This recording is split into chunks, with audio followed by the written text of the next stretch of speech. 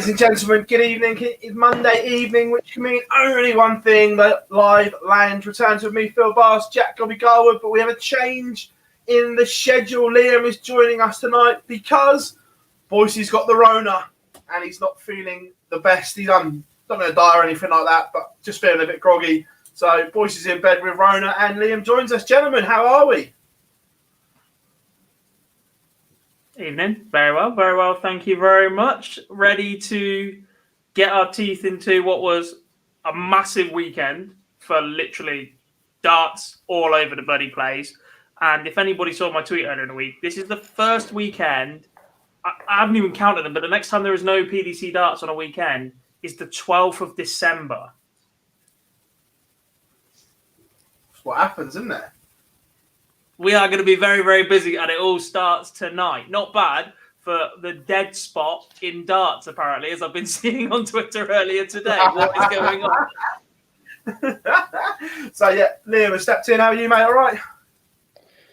Yeah, well, usually on the other side of the screen, but it's a pleasure to make my debut in the live lounge here tonight, and we are definitely not short of content for this evening's show, that's for sure. No, we are not. It has been absolutely manic. So come and say hi in the chat room. Everyone, we've got a little poll running, nice little feature for the chat room. So make sure you go and have your say on that. All the usual suspects are in. Missy Boise is watching at home, even though he's not very well. Carl, Darts Track, I hope you are well, mate.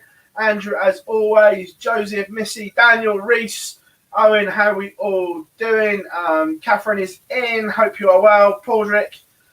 Loads of you in, but make sure you give us a like. Only 14 likes. Come on, my thumbs up for us, and make sure you subscribe as well, because the subscriber count is going through the roof at the moment. You guys absolutely smashing it to bits. 51 likes, 52 votes on the poll tonight, and only 15 likes on the stream. It's exactly the same thing. You click one button. So we are going to run through the Euro Tour, the inaugural first one in Hungary, Budapest. Absolutely amazing. The Challenge Tour was decided as well. Plenty of draws coming out, plenty of talking points. Martin Adams, 65 years of age, still rolling back the years, producing 100+ averages when it matters. We've got a couple of video clips. Some interesting things have come in. And first of all, from last week's show, I can confirm it was Peter Wright in the chat room, because I was having a chat with him over the weekend about it. And a lot of them, quite like a lot of the other pros, do have a listening as well. They don't get involved in the chat room so much, but they do listen. So be nice in the chat room. You never know. Big Brother is always watching.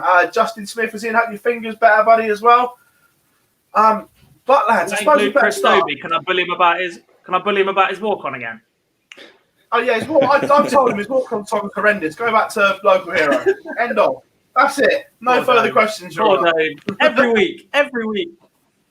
I suppose we better start with the Euro Tour, because that was the hot topic of conversation over the weekend. And first of all, that venue is absolutely stunning. Just my opinion. I think we'll have another Euro Tour there next year, and then I think something bigger will go there to that venue. Is it an ice hockey venue normally? No, it's a concert hall.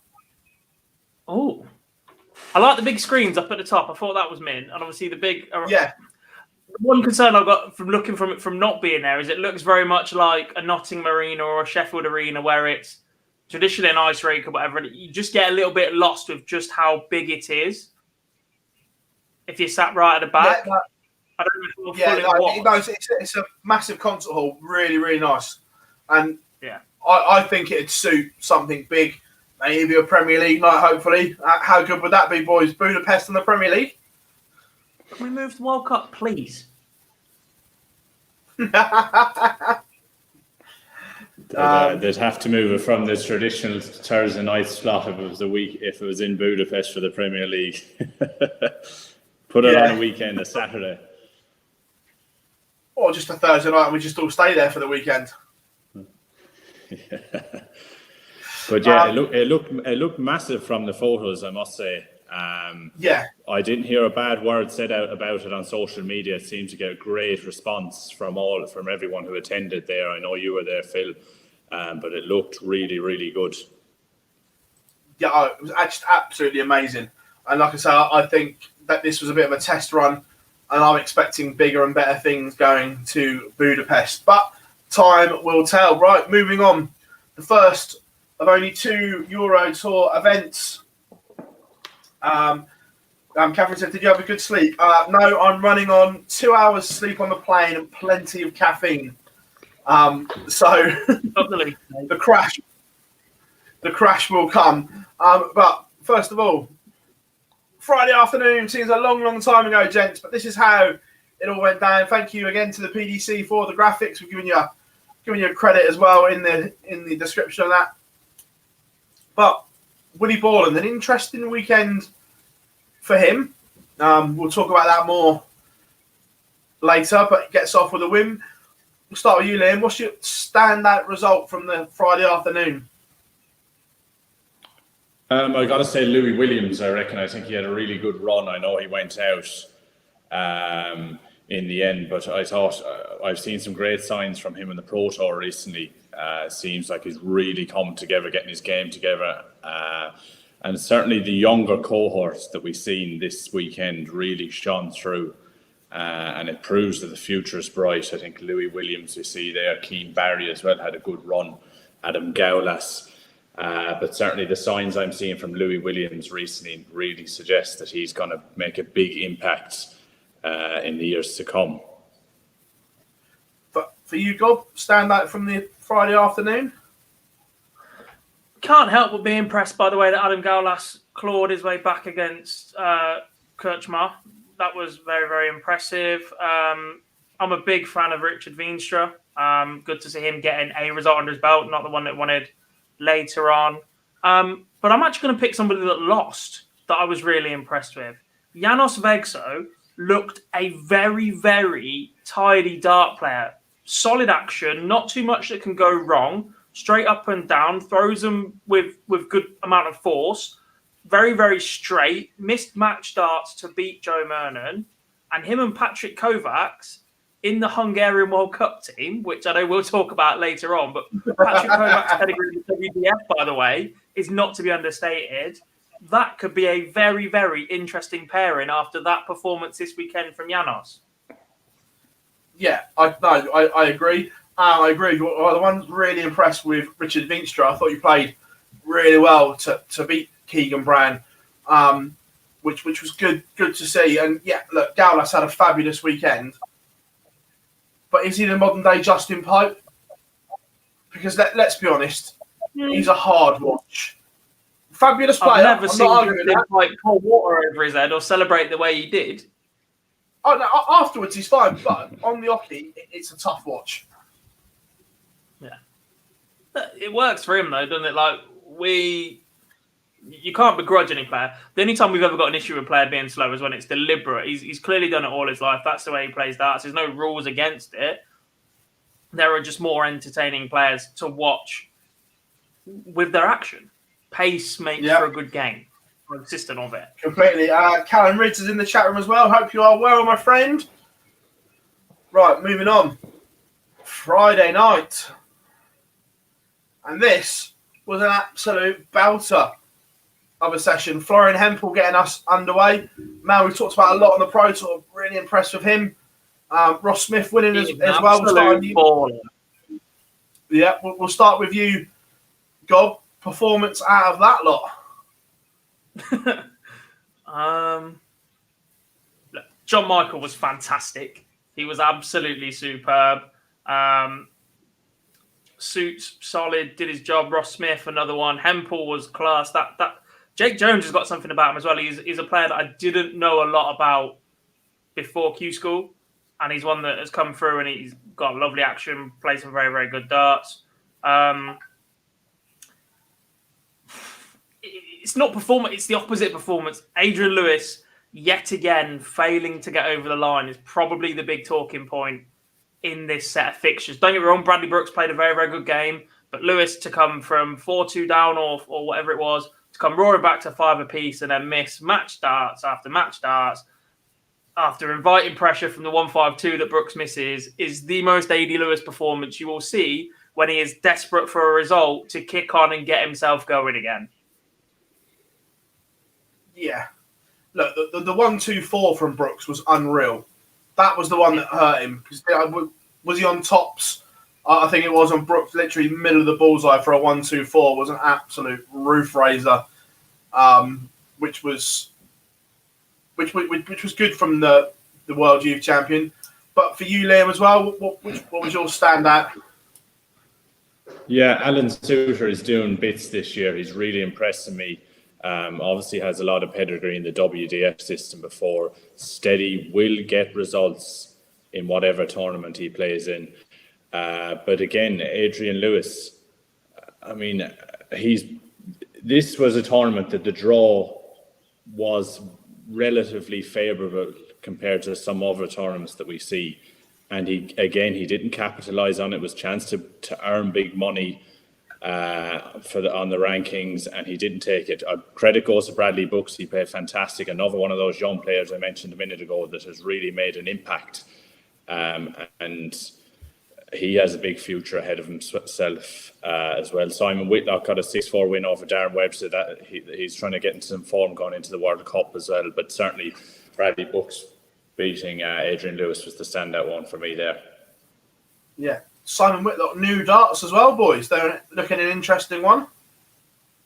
They are, because they're not the ones you sent me a picture of 3 weeks ago that I was really excited for because they had a scallop in the bag. Yeah, I can't possibly tell you whose darts they are, but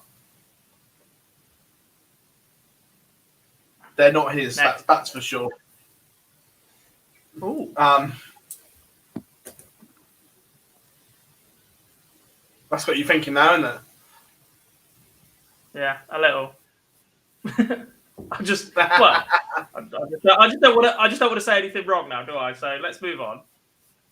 Why do we do this to ourselves every week, Phil? We sit here like, oh, let's have a little in-joke, and then we're like, actually, what can we say about it now? Every week. There is that. So from there, Saturday afternoon. And it's not very often that you're going to see Rob Cross and Rob Smith first up on Saturday afternoon, Liam, is it? No, definitely not. Good game, this one. We had a couple of good games in this session. Rob Cross, again, would have probably expected him to go a little bit further than he'd done. But the standout tie for me on this session was Keane Barry beating Dirk van Duijvenbode. Big win for him. I mean, it takes a scalp, a big scalp for Keane Barry on the television cameras, in front of the television cameras. So I think that was one of the standout performances of the weekend, taking a man of that pedigree out. The James Wade Willie O'Connor game was a tight one, as was William Borden beating Menser Sulovic. We know we haven't seen much of Sulovic, but still a good result for William Borden, and Aspinall ending the run of Bradley Brooks there.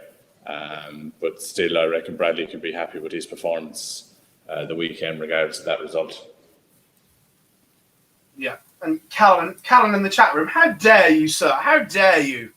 God, but Saturday afternoon, where are you looking? What caught your eye? James Wade, obviously.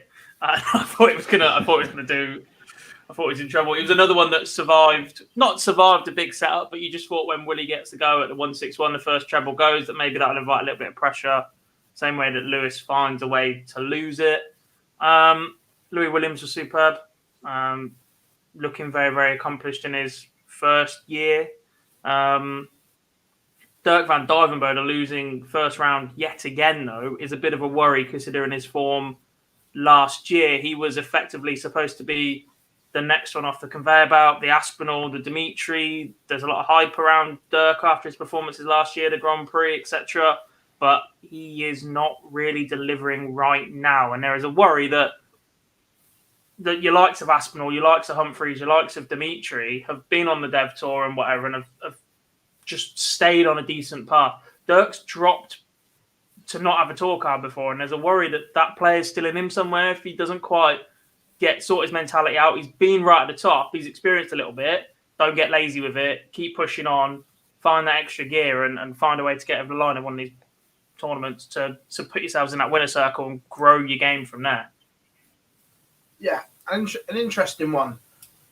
I sat in the crowd or just to the left of the stage and watched the Devon Peterson Luke Humphreys game. That Devon Peterson action is not great at the moment at all.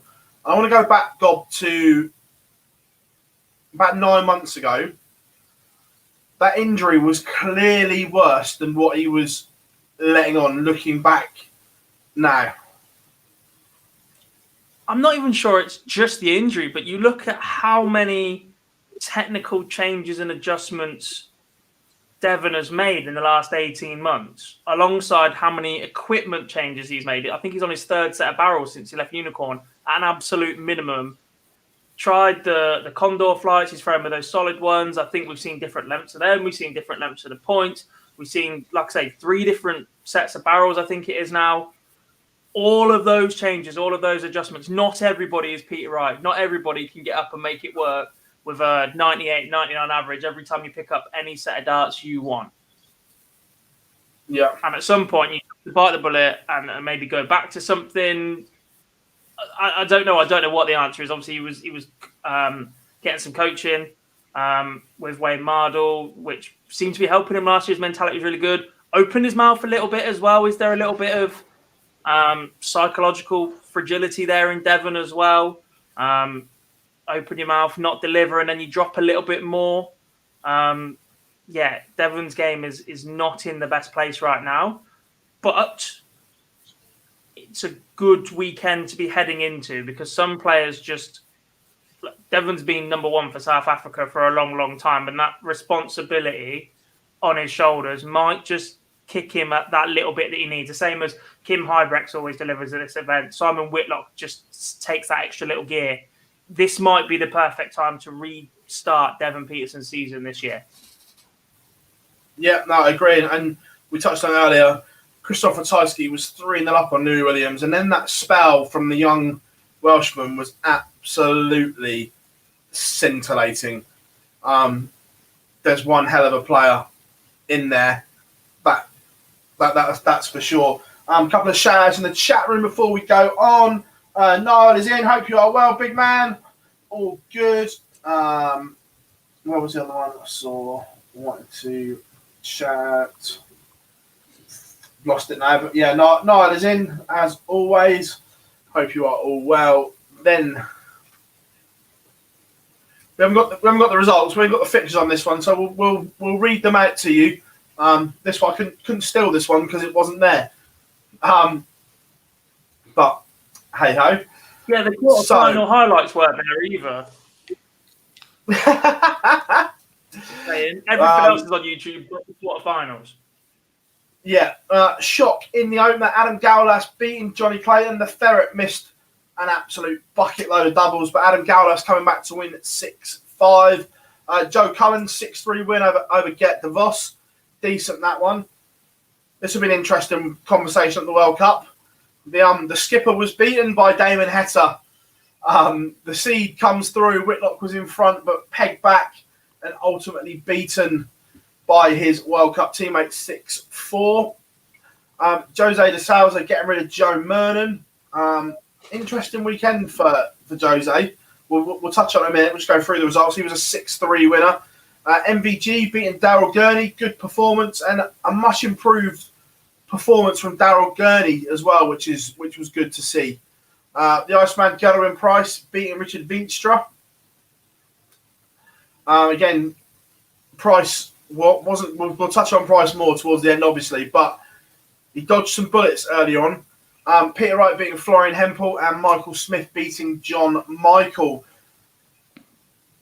Gob, for you, standout performance from Saturday night. I think Heta, to be honest. It's understandably been an emotional couple of weeks for Damon. The raffle draw that him and Mac did in Hungary a couple of days before this event was superb, and hats off to everybody that got involved with that. Thank you to everybody that donated to that and got involved with that. Then obviously they had the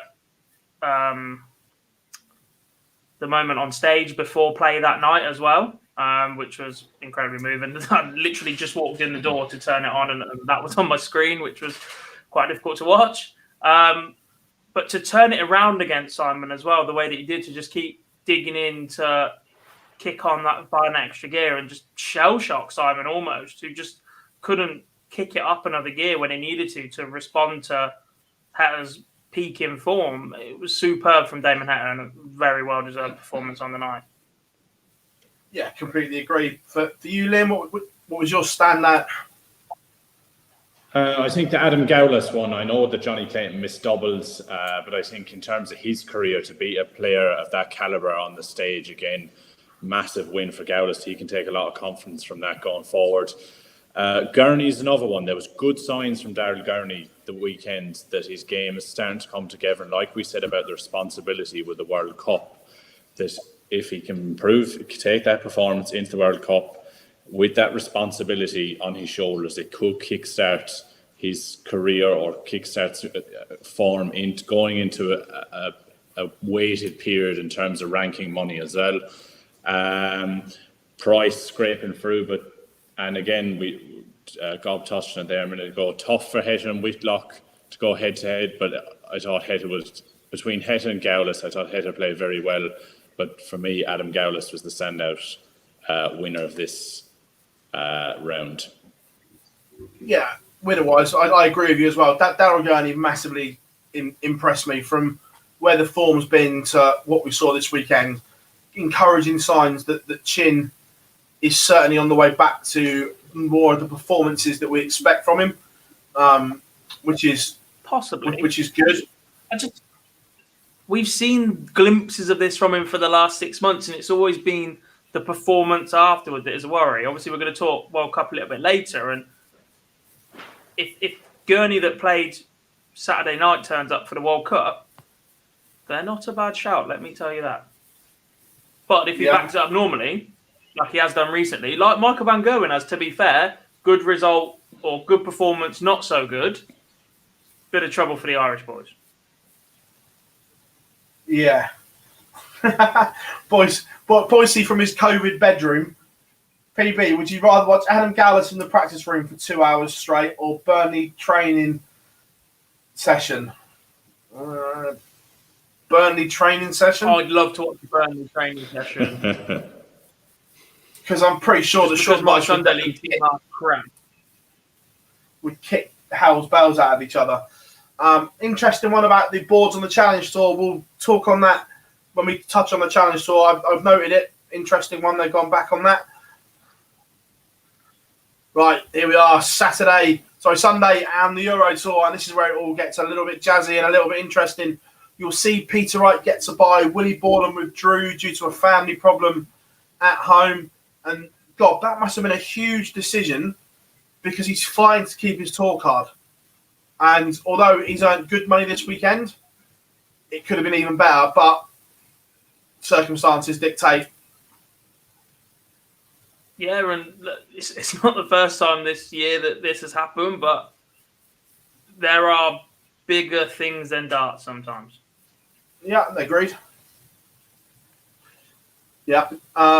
So we'll go through them in draw bracket order. Joe Cullen, 6-4 winner over Rob Cross, 97 average from the Rockstar. Luke Humphreys demolishing James Wade, 6-2. Brendan Dolan beating Michael Van Gerwen, 6-5. Damon Hetter losing to the Iceman Geller in Price. And there was an interesting turn of events in this match, which we'll no doubt talk about in a minute. Jose de Souza, 6-2 over Nathan Aspinall. Adam Gowlas, 6-2 over Lou Williams. And Michael Smith, 6-1 over King Barry. But we will start, Liam, with the world champion, the world number one. He was in a whole world of trouble against Damon Hetter, and he did a Peter Wright. He went back to his case and got Old Faithfuls out. Yeah, and Price actually struggled in a couple of the opening rounds. We've seen it against Feature, seen it against Heta, just didn't get going. I think he averaged 89 against Heta, looked like he was on the ropes. But good players, world-class players, win when they're not playing well. And Price shows that, yes, he can have a few average games and go on and turn it around when it matters. And that's exactly what he did. He got over the line against Het and did what he had to do in them early rounds. I mean, that's a tricky game against Damon Het in the last 16 match. But he done well, got the win, and that's all that would have mattered to him at that stage. And he just needed to get through to the quarterfinals. That's what he done. And Gob's going to like this little story about Gezi and his darts. He didn't actually realise he had Old Faithfuls with him. They were in his hand luggage, and they got through security.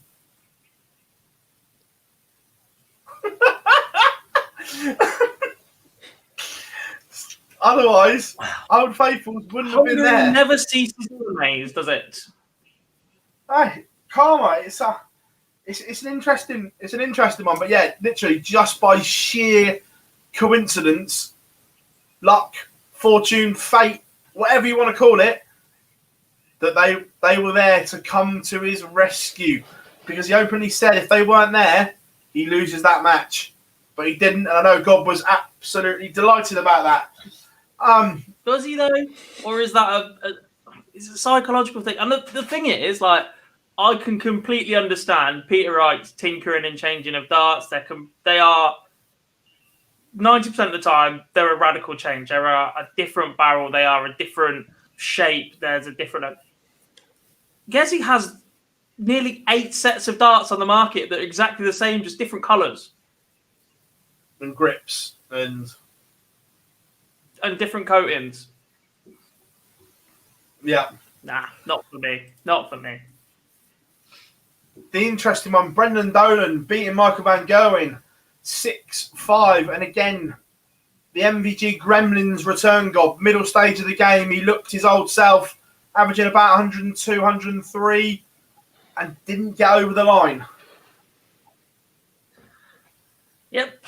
I don't know what more to say, mate. Your pal is struggling. We are into September now, and Michael Van Gerwen has not won a tournament this year. And when we were joking about in February, March time, when he was at Pro Tours and not picking up, and he missed out on the Masters and didn't look like he was going to do anything at the Premier League and the like, and we're saying, is he going to win a TV tournament this year? And we were absolutely mad to ask that question. It looks like, in fact, if the Netherlands do not win the World Cup of Darts next weekend, that's the poll next week. Will Michael Van Gerwen win a TV title this year? TV or just title? Well, there's not that many Pro Tours left, to be honest, so we could just chuck, will Michael Van Gerwen win a title this year? Seven Pro Tours, I think. Block of 3 and a block of 4. But watching it is purely in his head, because the middle part of the game, he averaged the best part of 102 the night before, and he was around 102, 103 again for large parts of this game, Liam. Purely a mental thing at the moment, overthinking it when it comes to the back end of games.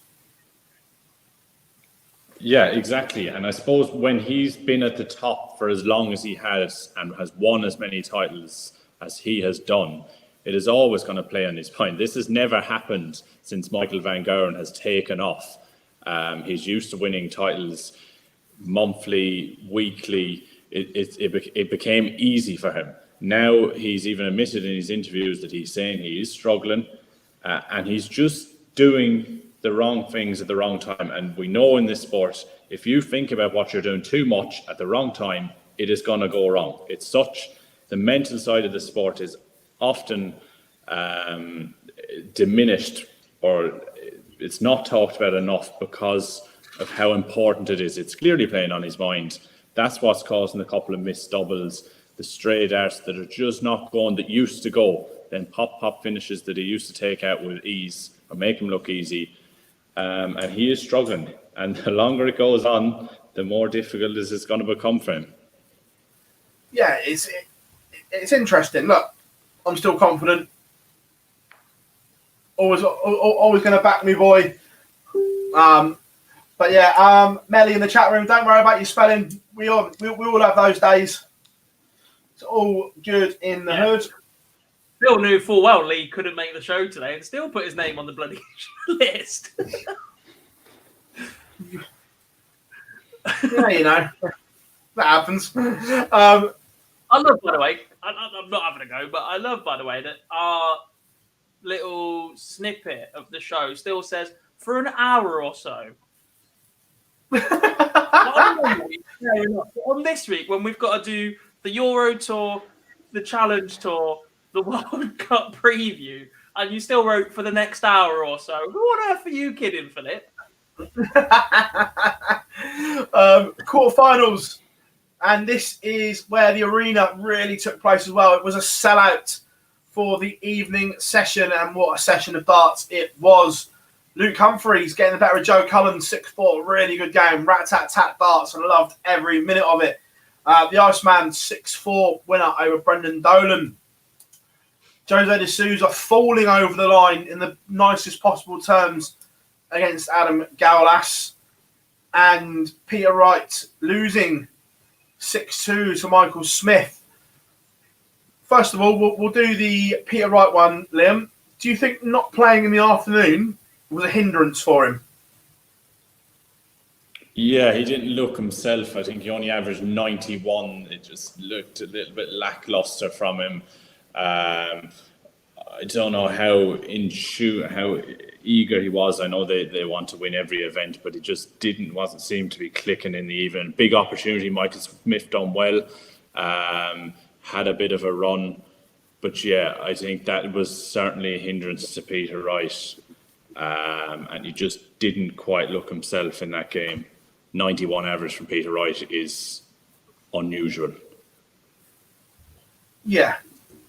Got one for you, because I know you're a huge fan. Jose, although he won, we didn't see the big averages, the big scoring from him over the weekend, did we?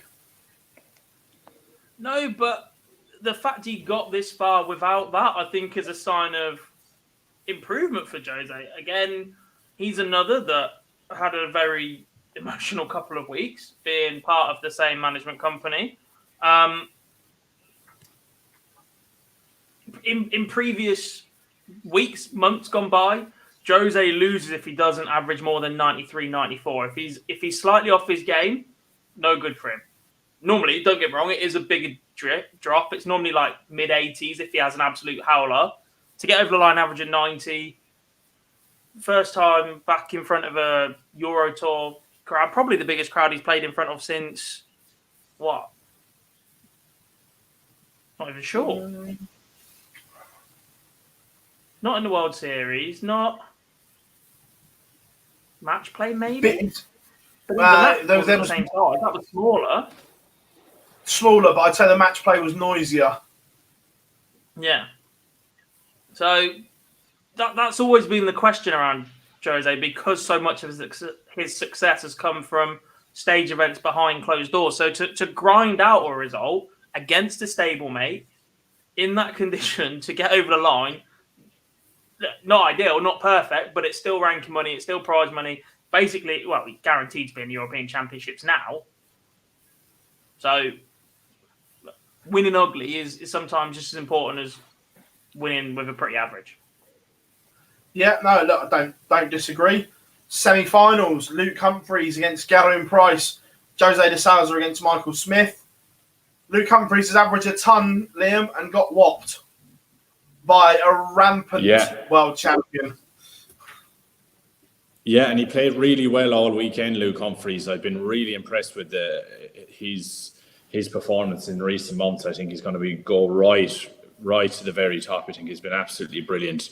But averaging 107, and like I said earlier on, the big players turn it on when they need to. And I mean, he averaged 92. I think that was his highest average over the first 3 games.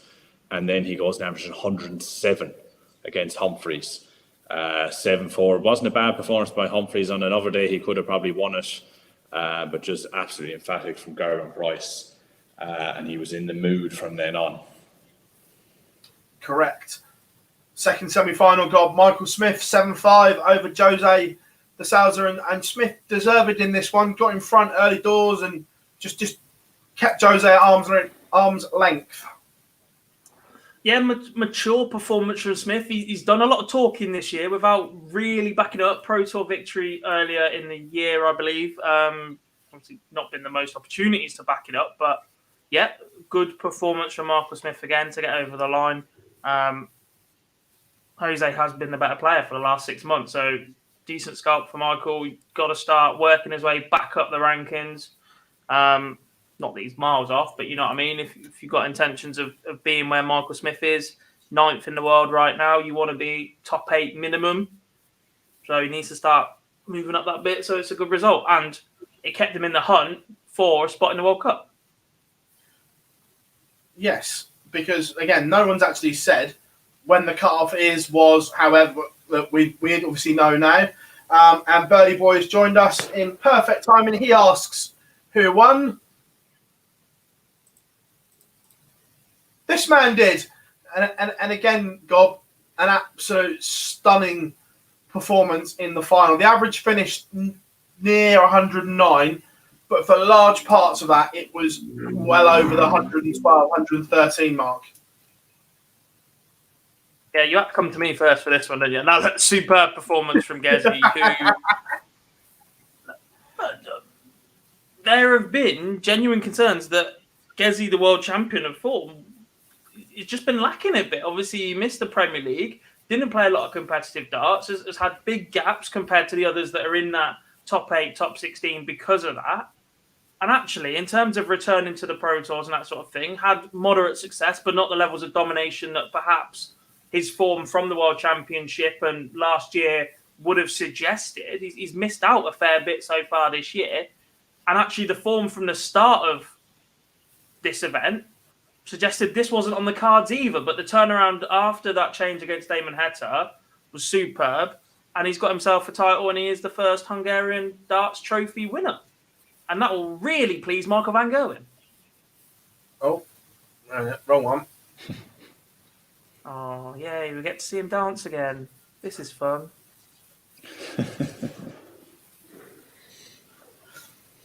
Boyce asked for it in the chat room, and there it is. Gezi celebrates his win with a little boogie. No, but overall, how good was it to have the Euro Tour back, though? Like we expect.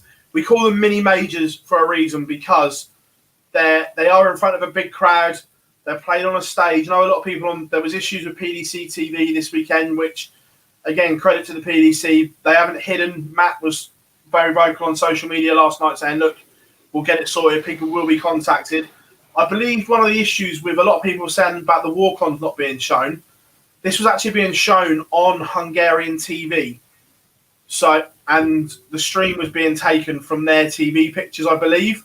So that's what the issue was regarding the walk-ons. I'm not sure they had all the commercial rights and whatever for the walk-on music and everything like that. But back to the original point, Liam, how good was it to have the Euro Tour back? Oh, it was brilliant. And I believe we can see the potential that these venues have.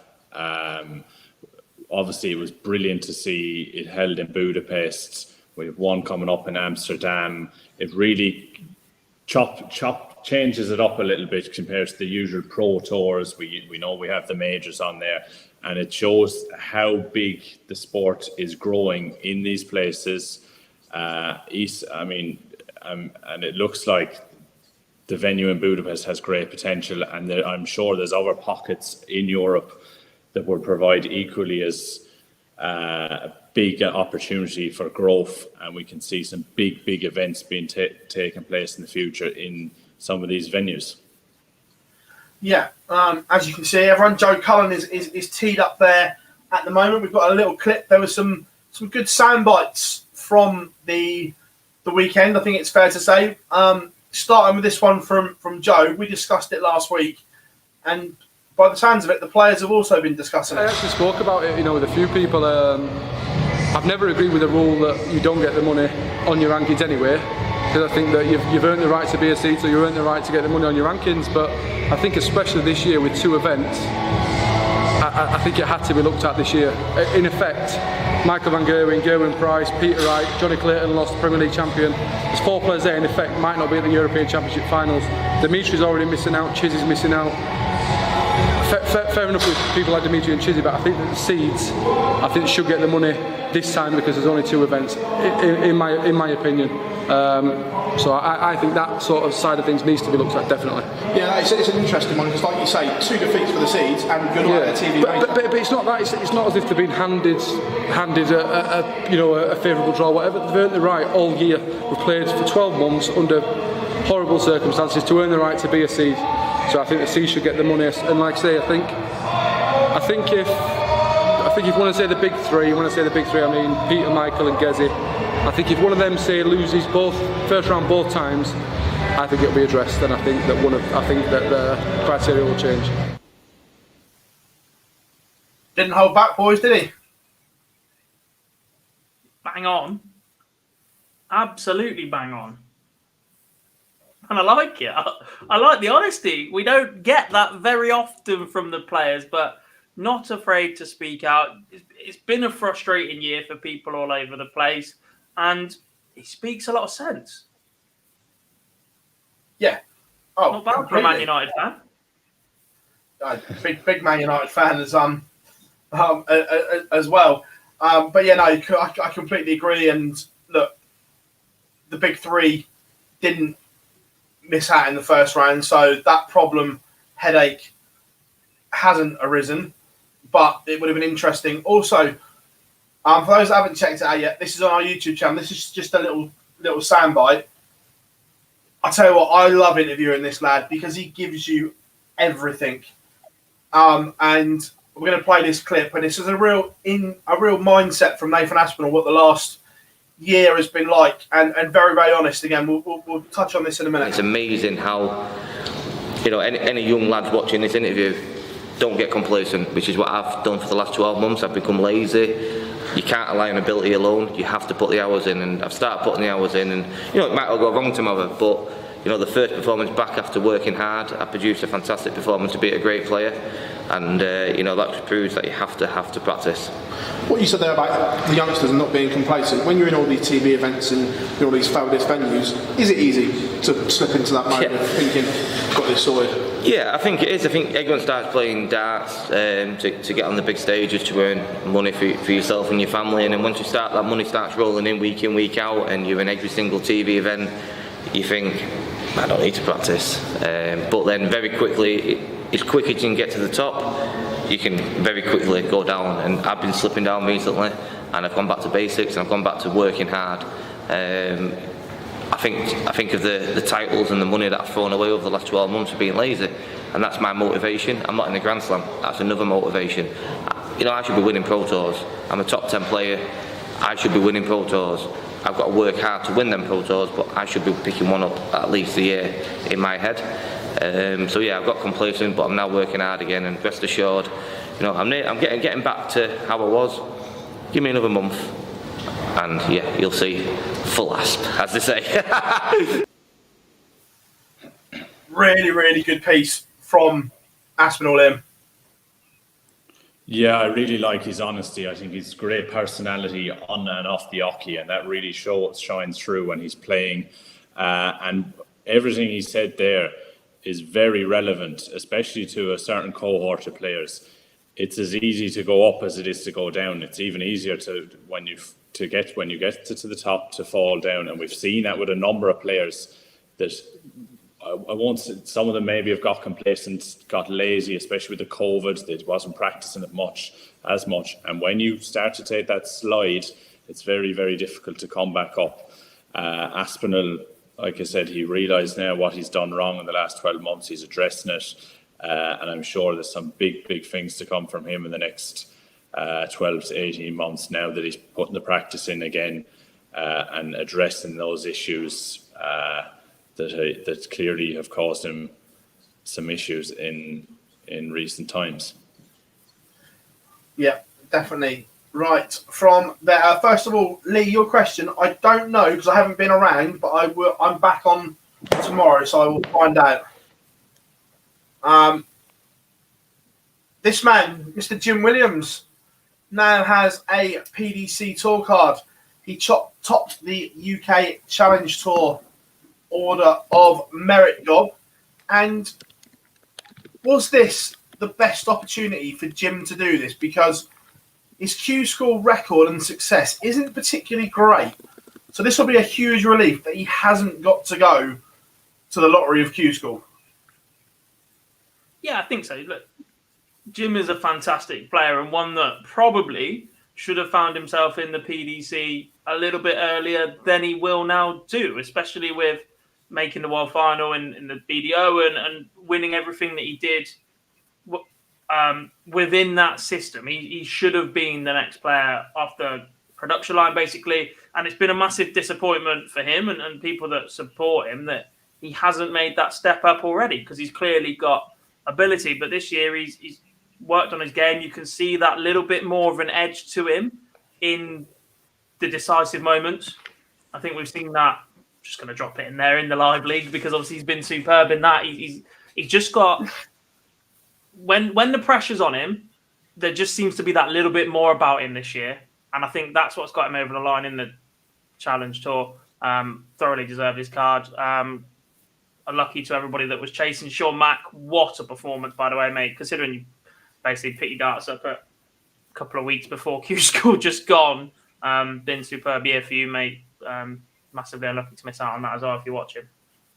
Yeah, we'll have a look at the rankings in a minute. But the other one from Germany, and I'm not going to lie, I am extremely happy with this one.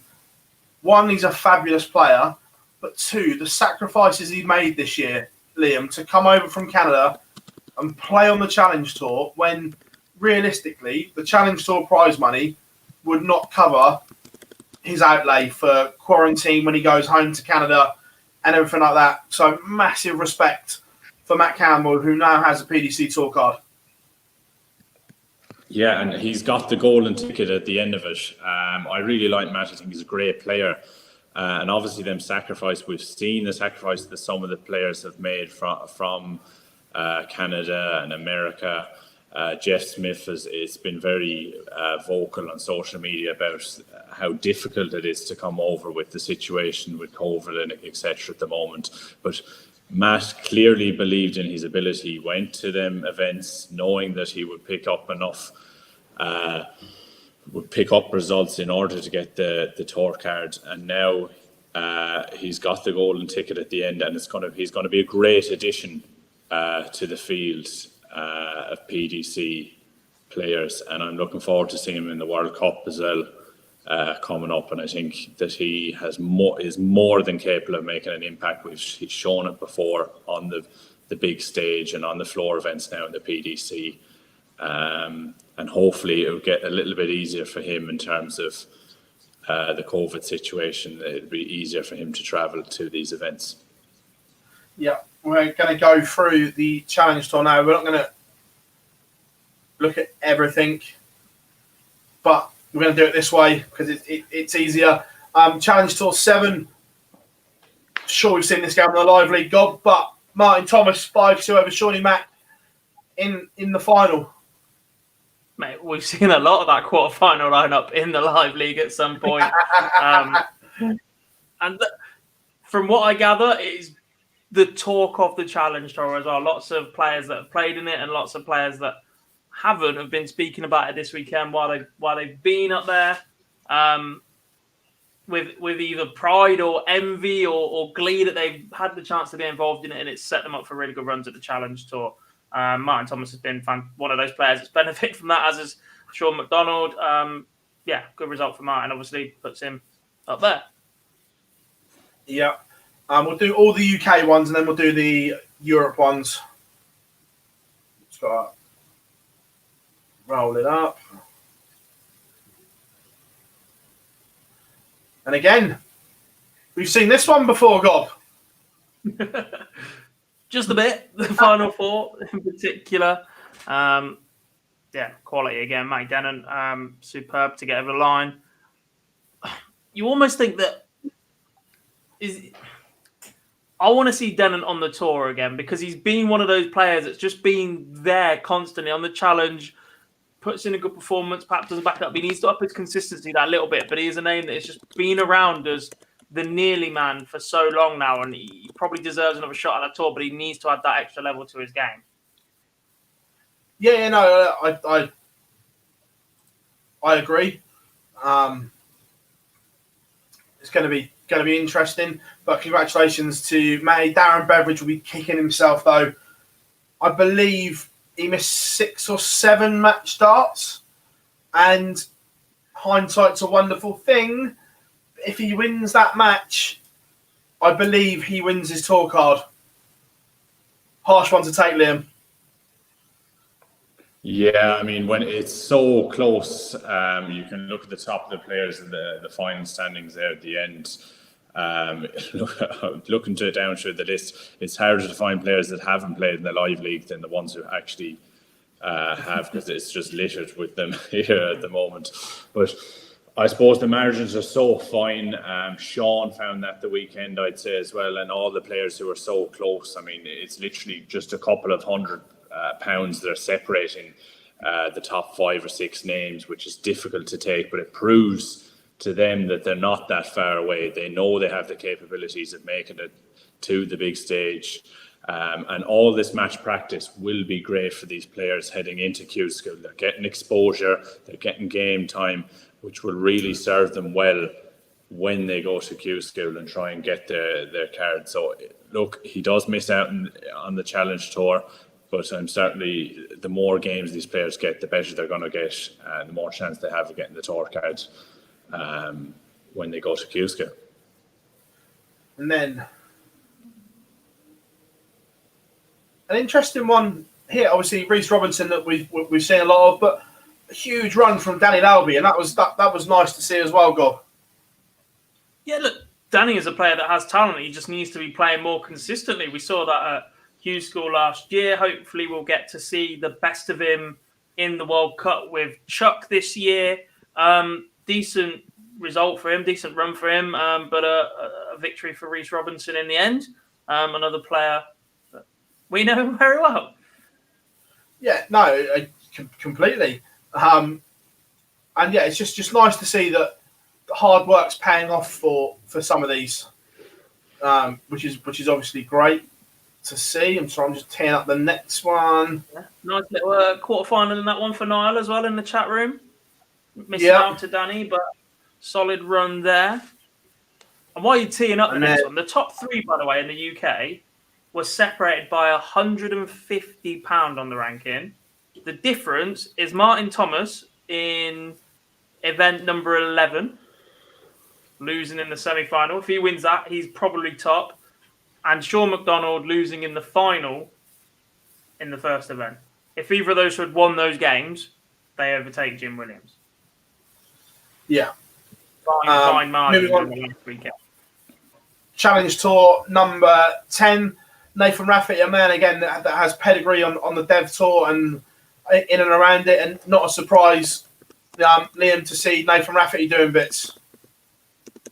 No, he's a player that has really has the potential. We've seen him in the UK Open before a couple of years ago. I think he reached the last 32. He's been around for a while. He's been in this scenario before, and he wasn't far away as well. A couple of £100. I think it was about 750, 800 that he was away from getting a tour card. So that it's not a lot. That gap to bridge in terms of getting the tour card and being close has shown he's had the consistency in these events to reach, to go deep, and he won the title, and it all will serve as good experience. And he was not far away from getting a tour card, and like I said, 90 average there in the final, good performance, 94 in the quarterfinals. They're good averages, and he will certainly won't be going away anytime soon.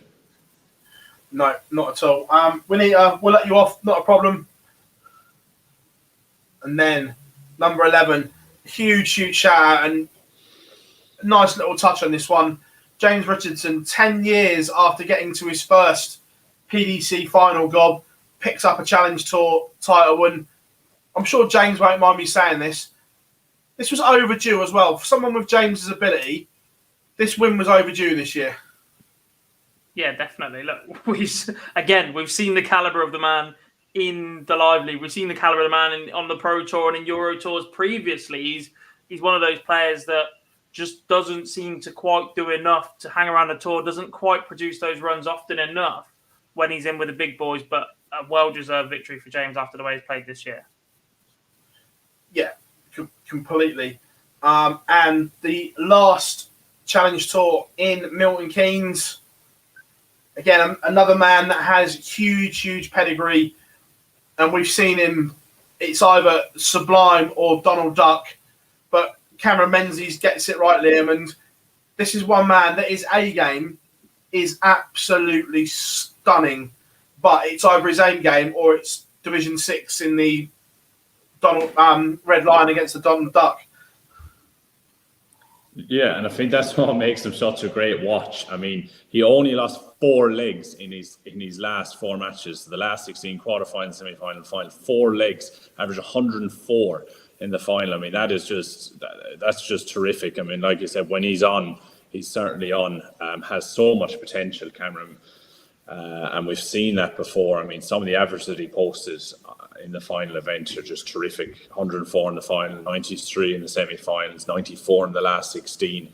I mean, that is good enough to compete at the highest level. There's no doubt about that. He just has to find that B game, because, like you said, when it's off, it does go dreadfully wrong sometimes. But certainly when he is firing 104 average in a final, it would be good enough to win a Pro Tour event, let alone a Challenge Tour event.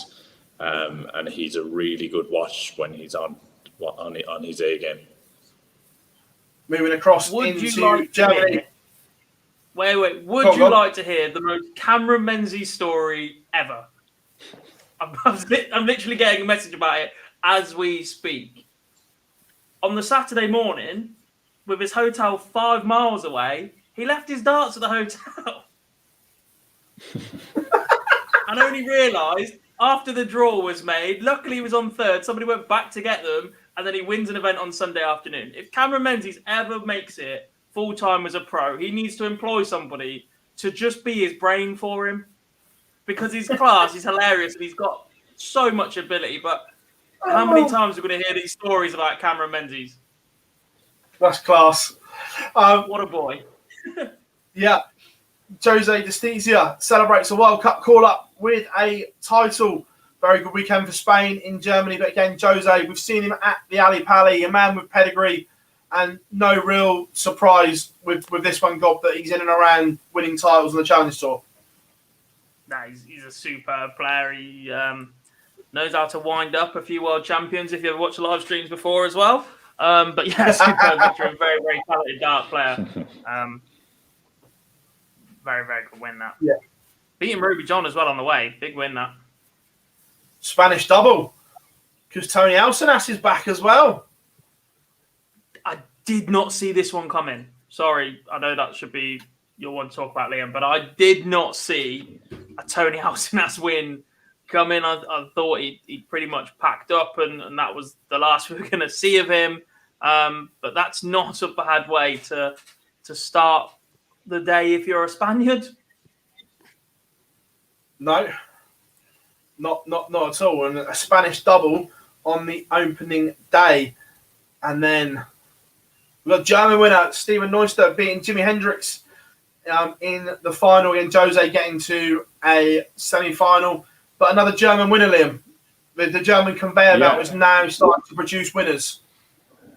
And we are going to see a lot more of this, I reckon. I mean, we've seen some big players come through for Germany in the last couple of years. We talk about Max Hopp, Gabriel Clemens. I don't know much about Steven Neuster now, but if you're winning titles on the Challenge Tour, you have to be a good player. It's not fluky. He's beaten some big players on his way there. Jimi Hendrix in the final. Michael Rastovitz in the quarter-final. I know he only averaged 78, but a player with some pedigree there as well. We've seen him do bits before. So, I mean, this conveyor belt, there was a lot of German players in the field, and it's a good sign for German darts at the moment that these players are coming through, and one of these German players is going to make a massive impact in the next couple of years, I reckon. There's too much talent there not for one of them to make a big impact in the PDC. Big fan of this one. This young man, only 17 years of old, Sebastian Bilecki from Poland, a man with a big reputation, 9 darter in the UK Open. And God, this boy has a big future in World Darts. They both do. Don't forget, Kevin Dirks has just signed a deal with Target. Superb advert for young European darts players. I want to look at the quarter-final lineup in this one, by the way. Bilecki, Vainig, Tricol, Ruby John, Dowitz, Justicia, Rastovitz, and Christian Kiss. That is loaded. That is a sort of quality we expect to see in every single one of these. And sometimes, obviously, that just doesn't work out. But that is a solid quarter-final lineup. And for the youngster to come through all of that probably makes that win even that little bit more impressive. Yeah, completely agree with you. Man, moving on to the final day. This was the one, I think, that got Matt Campbell over the line. He added to his Challenge Tour titles, Liam, and this is probably the one that set him up with one to go, thinking, I'm just about there. Yeah, I reckon. I mean, it wasn't certain, but I reckon he knew that he'd probably done enough. Very solid. Has been the most consistent player on the European Challenge Tour. 90 average in the final, 5-0 win. He coasted to a victory there. Big win in the quarter-final as well, 96 average, showing that he has the pedigree to succeed at the very highest level. 95, he beat Jose in the last 16. Big wins with big averages. And he proved that he was the best player in the field over all of the events. And a great watch as well as Matt Campbell. And the final one to wrap up Challenge Tour 2021. Not a surprise either. Luke Peters has done bits on the Pro Tour this year. Looked very good in spells when he's come in and played. And for him to pick up a title, not a surprise. Yeah, he was a name that stood out for me at Q School. He was fantastic all the way back then. So he's having a really good year and rounds it off really nicely. Doesn't quite do enough collectively, finishes 8th overall, but a deserved win for a player that's played some good darts this year. Yeah, no, completely agree. And it's just like magic. We come back.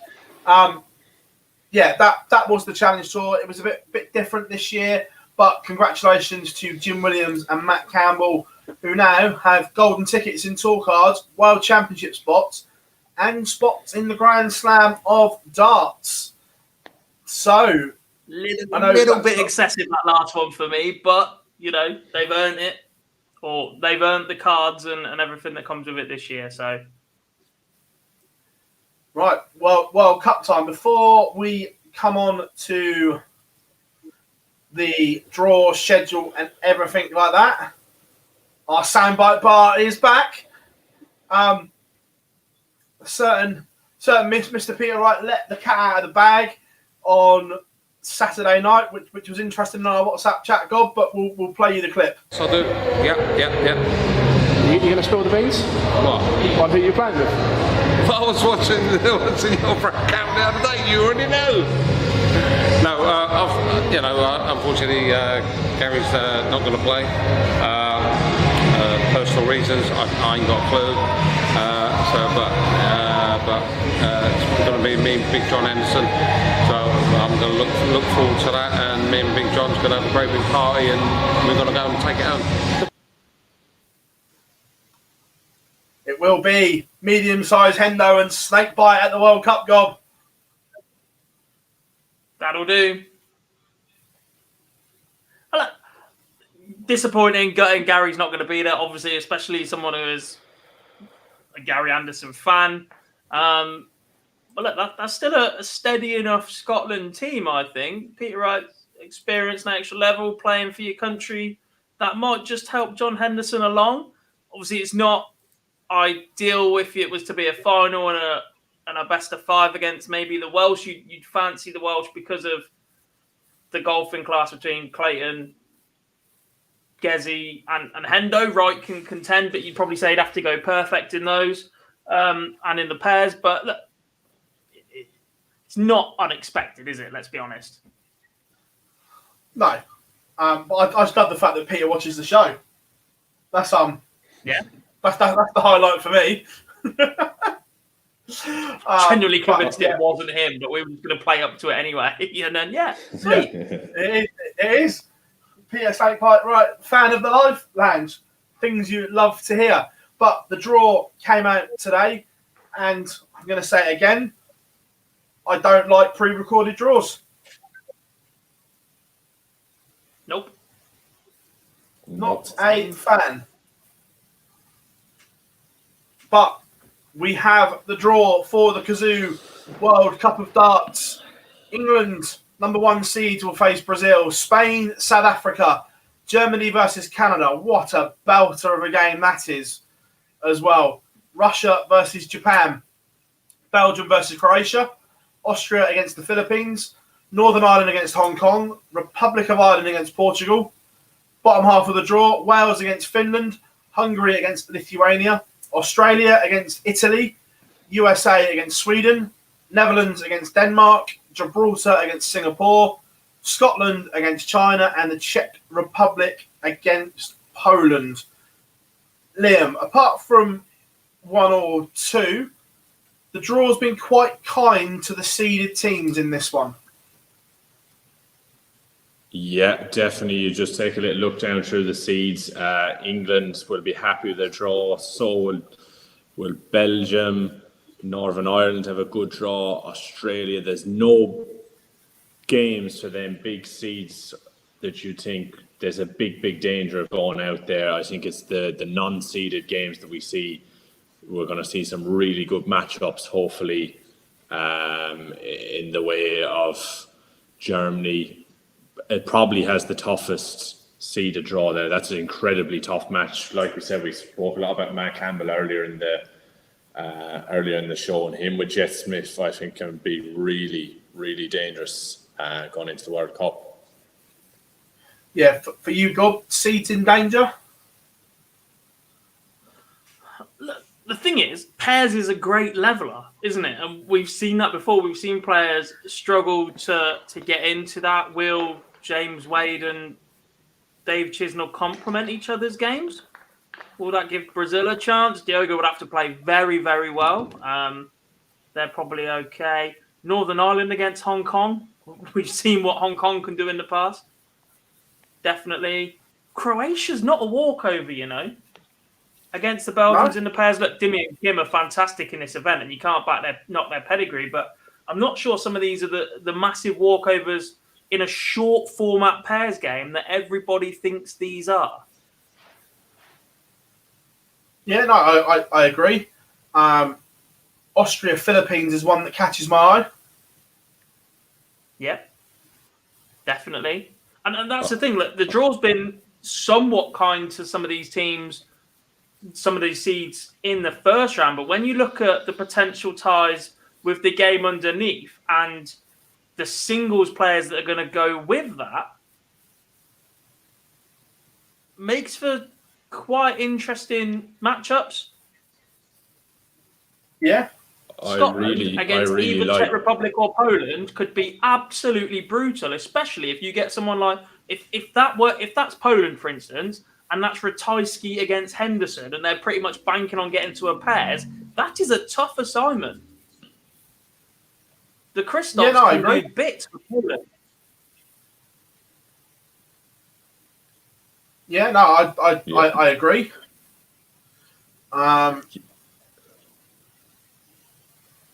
Just looking at it, so I've got the drawer up. I was loading up the bracket drawer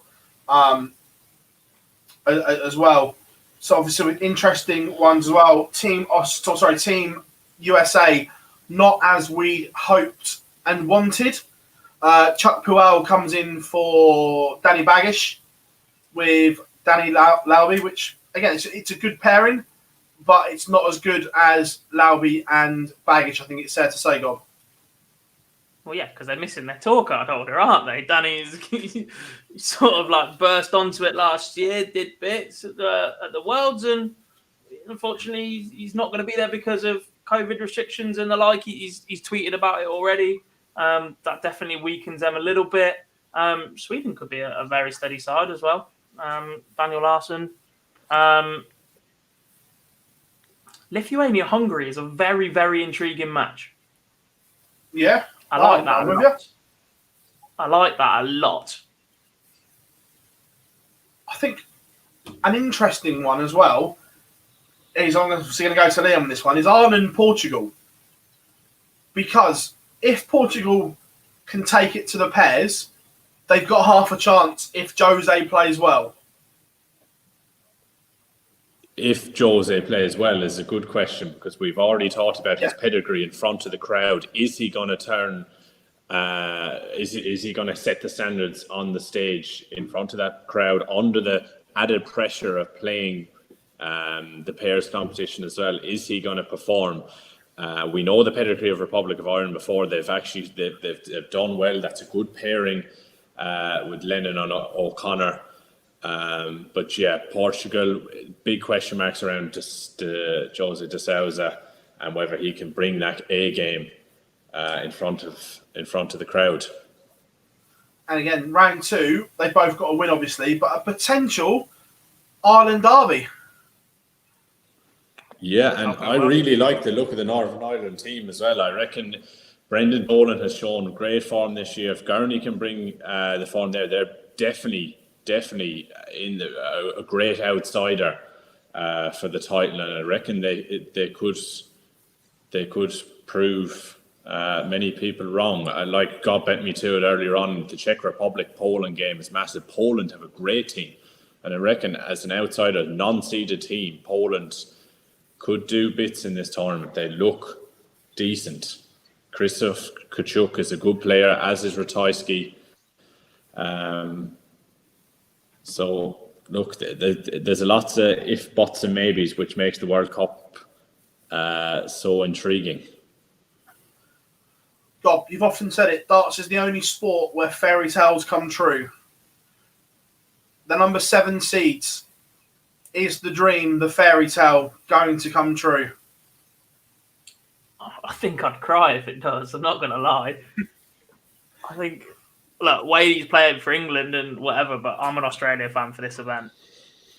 Not for the first time either, but I'm an Australia fan for the World Cup of Darts this year. It would be ridiculous. Look, seed 7 is not a good place to be because you do run into the Welsh if it all goes to plan. I mean, they're in a nice little segment, Italy, USA, Sweden, without being disrespectful to any of those.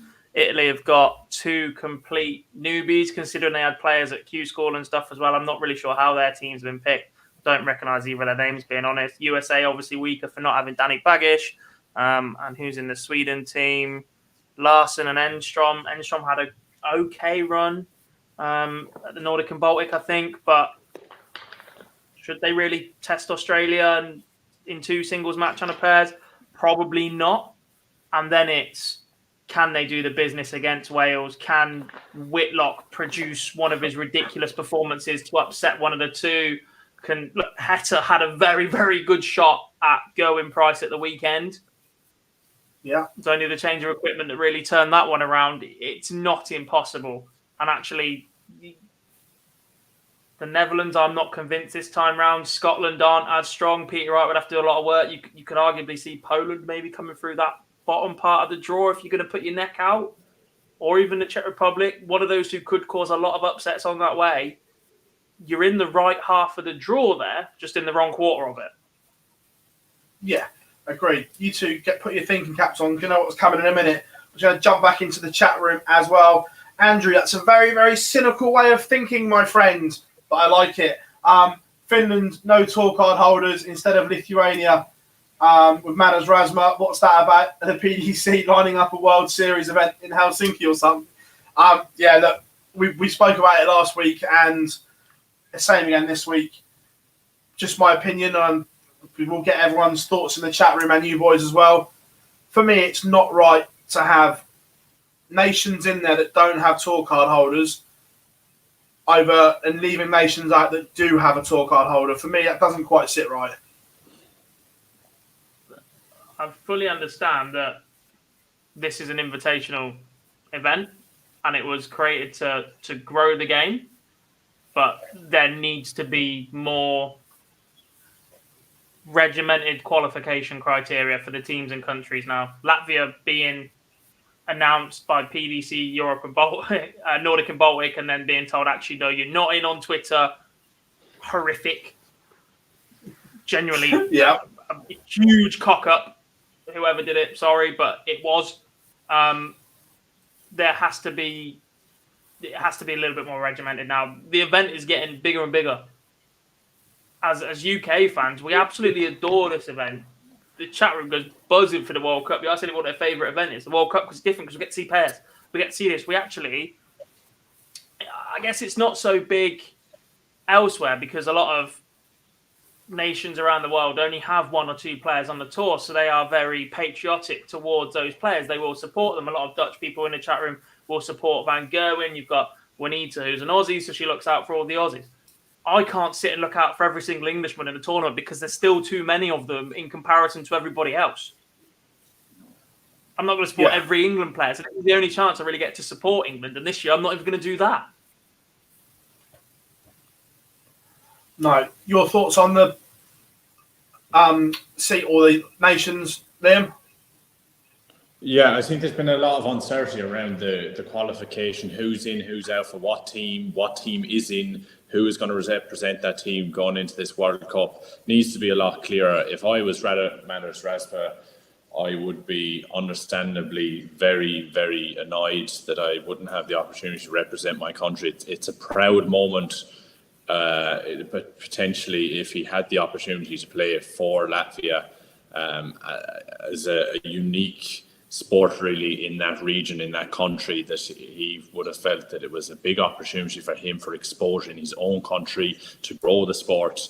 And it's a bit of a kick in the teeth to him and to Latvia that he isn't in over countries that don't have tour card holders. And like Gob said, the qualification criteria has to be a lot clearer for this event with because it's just a little bit unfair on Latvia in particular, in my opinion, and on the players as well. The qualification system for the players to get in there as well, because it's very, very late to know who's in and out, and the way some of the players have found out that they're in and out isn't right, in my opinion. Yeah, no, I agree. We'll come on to it in a minute. Just a couple in the chat room. Round 1, it's there's no individual walk-ons, but I think for the singles from round 2, they do individual walk-ons. Have I made that up? I don't think so. Can't remember. No, because they just don't they walk on as a team and then leave one player on the stage? Yeah, it might be. Depends on scheduling. The event needs to be longer, by the way. What, you'd want it over a week?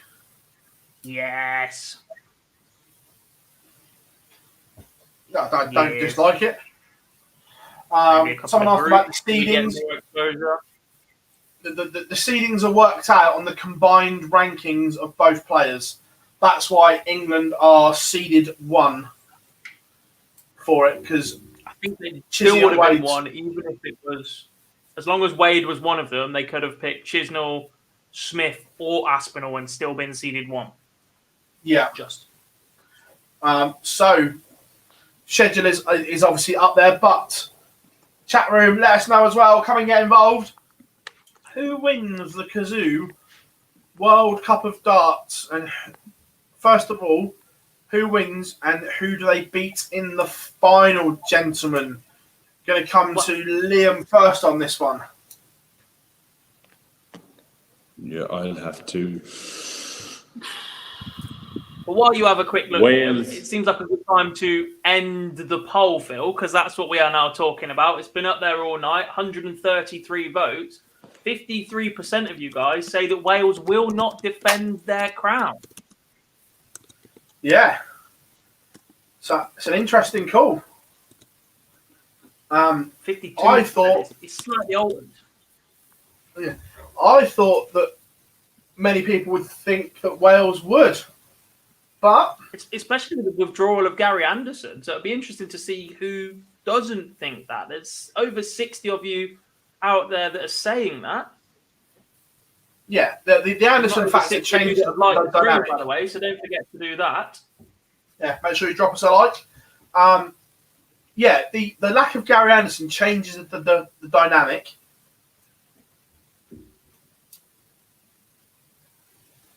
It does. Just out of interest, if Gary had played, would Scotland be seeded 1? Yes, Yeah. I think. Let me. Yeah, because wouldn't it be 2 and 8? Yeah. 2 and 6, yeah, definitely, comfortably. Yeah. Comfortably.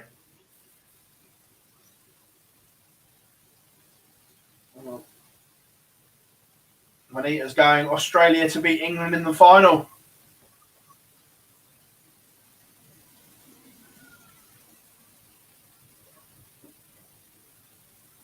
So then, boys, Come on in, Liam.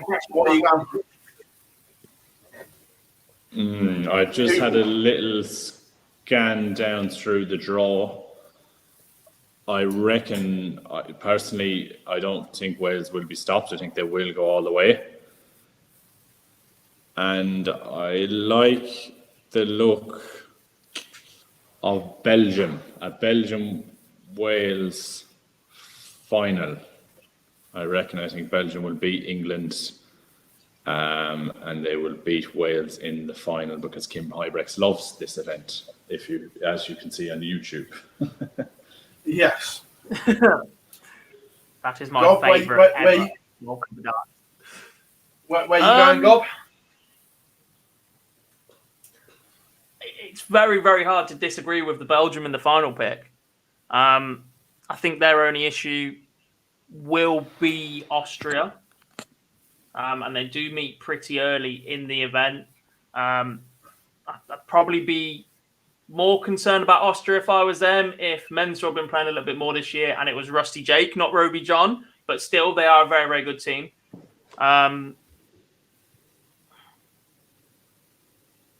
Head versus heart. Go on, I'll put the Aussies in the final. Australia v Belgium final. Who wins? Darts. Darts is the winner. Get off that fence. The Sportsman Management Company is the winner. Right, I'm looking at it. I'm going slightly rogue from the top half. I think Northern Ireland get to the final. Oh, That's a good shout. I've just got a little feeling. I like the pair. I like what I saw at the weekend. I'm going to go Northern Ireland to get to the final from the top half. From the bottom half, again, I'm going Wales versus Holland in the semi-final. of course you are. This is where Phil's trying to talk himself out or talk himself into backing Holland. Every week. No, I'm going Wales. Every week. I'm going Wales, Northern Ireland final. I just think, as a pair, the Welsh have got more than the Dutch. As an overall pair. And I'm going Wales to retain the crown. They beat Northern Ireland in the final. Weekly Darts Cast, how you all doing, guys? He says, I think the team should have a non-playing captain. We'd love to see Magnus Carus Marks Walsh co-stomping on screen one more. To fact, I do like the idea of a non-playing captain type thing, but I think that works better in the Ryder Cup. Yes. Which, interestingly, Scenario one of the players were discussing on Twitter this week. Yeah, I was going to say, stolen our ideas, but no. Right, let's jump into the chat room. and see what you are all thinking. A lot of love for Wales in the chat room from Jonathan. Carl says Wales to win as well. Guys want the Netherlands to win. Both Dirk van Dijvenbode and MVG not in good form. Wales to win. Carl says Northern Ireland runner-up. Yeah, I like that. Brennan, Scotland to win. England to beat Wales, Daz says. Oh, and in terms of referees, I think it is George, Kirk, and Hugh. I certainly know George and Hugh are going. I think Kirk's going as well. Jake says Northern Ireland. Juanita, of course, you're going for the Aussies. Wouldn't expect anything else. Max says Wales to beat Belgium. A lot of love for Wales here. Have we written off England too early here? Or are we not giving them the respect they deserve? Dave Chisholm is not having a bad year. He's still yet to get over the line in a big one. But if you're playing with a partner, surely this is an opportunity to kickstart that. The same way that MVG playing with Dirk van Dijvenbode might help both of them kick on from the year, from the positions they've been in.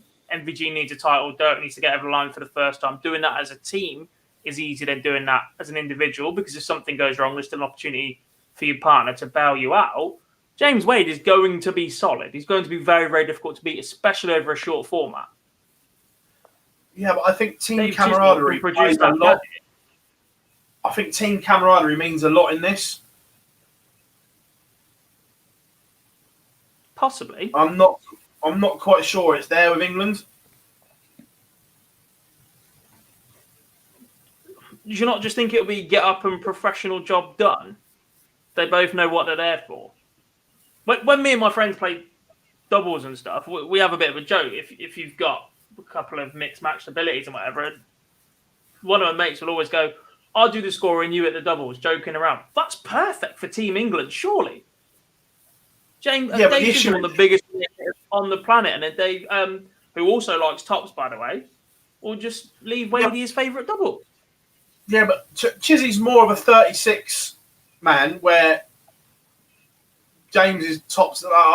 I'm just not sure the dynamic of that team works. Yeah, does he? Yeah, I'm just not sure the dynamic of that team works. Does anyone want to find out? Liam, I of think there's something that's telling me that it's not going to work, or they're not going to win it. I just reckon there's better pairs in there that perform better on stage together that will have more success. I'm not for 1 minute doubting the ability of James Wade or Dave Chisholm. They're obviously proven top class players, but I just think certain pairs will perform better together on the stage and will have more chance of going further in the competition than England. Next question to you two. Who beats them? Yeah. Who beats them? Who beats Team England? Belgium. Either. Because we're talking about camaraderie being important, but actually, who beats them, especially from that top quarter? I think Germany or Canada could beat them in the quarterfinal.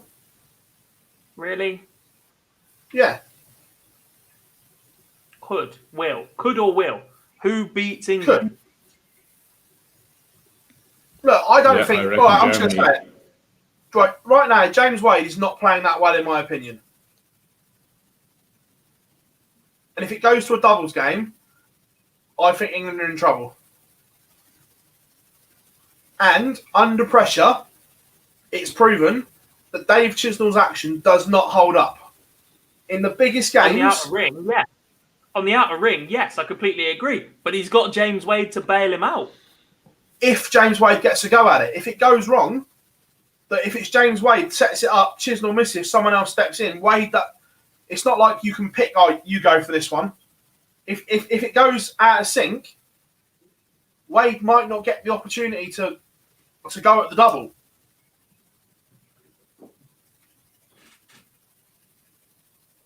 We shall see. Well, who do you think beats them, Liam? I reckon that's a huge banana skin for them, the Germany or Canadian winners. But I don't see them getting past Belgium. Even if they do get to the semi-final, I just think Belgium will be too strong. You've got Northern Ireland and Ireland coming out of that side of the draw as well. I just believe there's too many banana skins. There's too many tough draws. I know they can't all get there, but one of those teams, either Belgium or Germany or Canada, will be England. Yeah, I'm with you. Right, that's the World Cup done. Right, we're going to go around the week in darts as well, because it's been big. Some huge news coming out as well. This is going to split opinion. We said this would possibly happen, and it has. The WDF World Masters for this year has been postponed. Now, I know we spoke about this on a previous live lounge. When the Dutch Open went, there was huge concerns that this would go the same way. And because of it now, there has to be huge question marks around the credibility of that first WDF World Championships in January, gents. There does, but at the same time, it is just essential to get it off the ground. The same way with the World Seniors this year, the same way that a lot of players are invited through Football Champions. The most important aspect of that event this year is to have an event and get it off the ground, and then build on it next year when things start to open back up again. Dates, competition, all the like, it is meaning it's going to be a little bit of a bloodbath at some point throughout the year. We spoke about this a few weeks back when we were talking about how many world champions there could be, depending on which code of darts you affiliate or associate yourself with. This is similar. There's just going to be that many events. They're all fighting for time. You look at the weekend just gone. They had the FedEx and the Solheim Cup that's going on now, and they golf, two of the biggest golf events of the year, fighting for TV time. It is not ideal. We're going to end up with a similar situation, or already are, with a little bit of crossover with some of these events later in the year. But it is just about getting them on, proving there's a market for it, and building on it for next year. There has to be something to kickstart the WDF. There has to be something to kickstart MAD's World Championship. There just has to be something. Liam, for you, with the Worlds, do the WDF just stick to the rankings, and if some of the bigger names aren't there, they miss out, or do you think they go down? There will be some invites to this first Worlds. There is still big events to be played before the World Championships on the WDF calendar. There's a record number of entries for the English Open that's coming up, I believe. You still got the British Open. The Irish Open is still to be played. The Welsh Open is still there as well. So there's still big opportunities for these players to qualify. I know some of the big names have, some of the traditional old big names, the BDO system have entered for the English Open, Tony O'Shea being one of them. It may, I think they will try to avoid the whole invitational side of it if they can, because it does damage the credibility of any tournament when there's a lot of invitational players, especially for a World Championship. But I reckon they have the foundations for the rankings up until early 2020, I believe. And there's still a couple of big names in there. And they'll see what will happen with the English Open. I think is it this weekend or the following weekend? This weekend. And base it maybe around what has happened at the end of November time, maybe end of October time, whether they'll choose to invite players or not. Yeah, it's just an interesting one. That's all, because there's been no majors in brackets now for the WDF this year. Like you say, yes, there's lots of other events, your gold, your silvers, and everything like that. But in terms of the flagship majors, this is a big blow. And it would have been a great opportunity. I think this is the same venue that's used for the Dutch Open. Am I right in saying that? Correct, yeah. So it would have been massive to see such a traditional tournament that was held in England being played in Holland, especially with the numbers that they managed to get, which the Dutch Open, it would have been probably groundbreaking for the WDF, and they were really relying on this tournament to really kickstart it, like Bob said a minute ago. But maybe that will just have to come at the Lakeside in January for them. Yeah, no, it's an interesting one. Henry says, if there's enough gold and silver events, you can invite the winners based on that. Yeah, look, it's just floating ideas out there. Susan, shout out to Susan. Hope you are well and enjoying the show. Right, we can say this one now, Gob. The World Series event, the Nordic Darts Masters, the lineup has been revealed. Fallon Sherrick does retain her invite to it. I'm pleased for it, and we dropped enough hints it was going to happen. If you paid enough attention to the show over the last few weeks when we told you she wasn't involved in this round of the Live League because of other reasons, it's because finals week clashes with the World Series.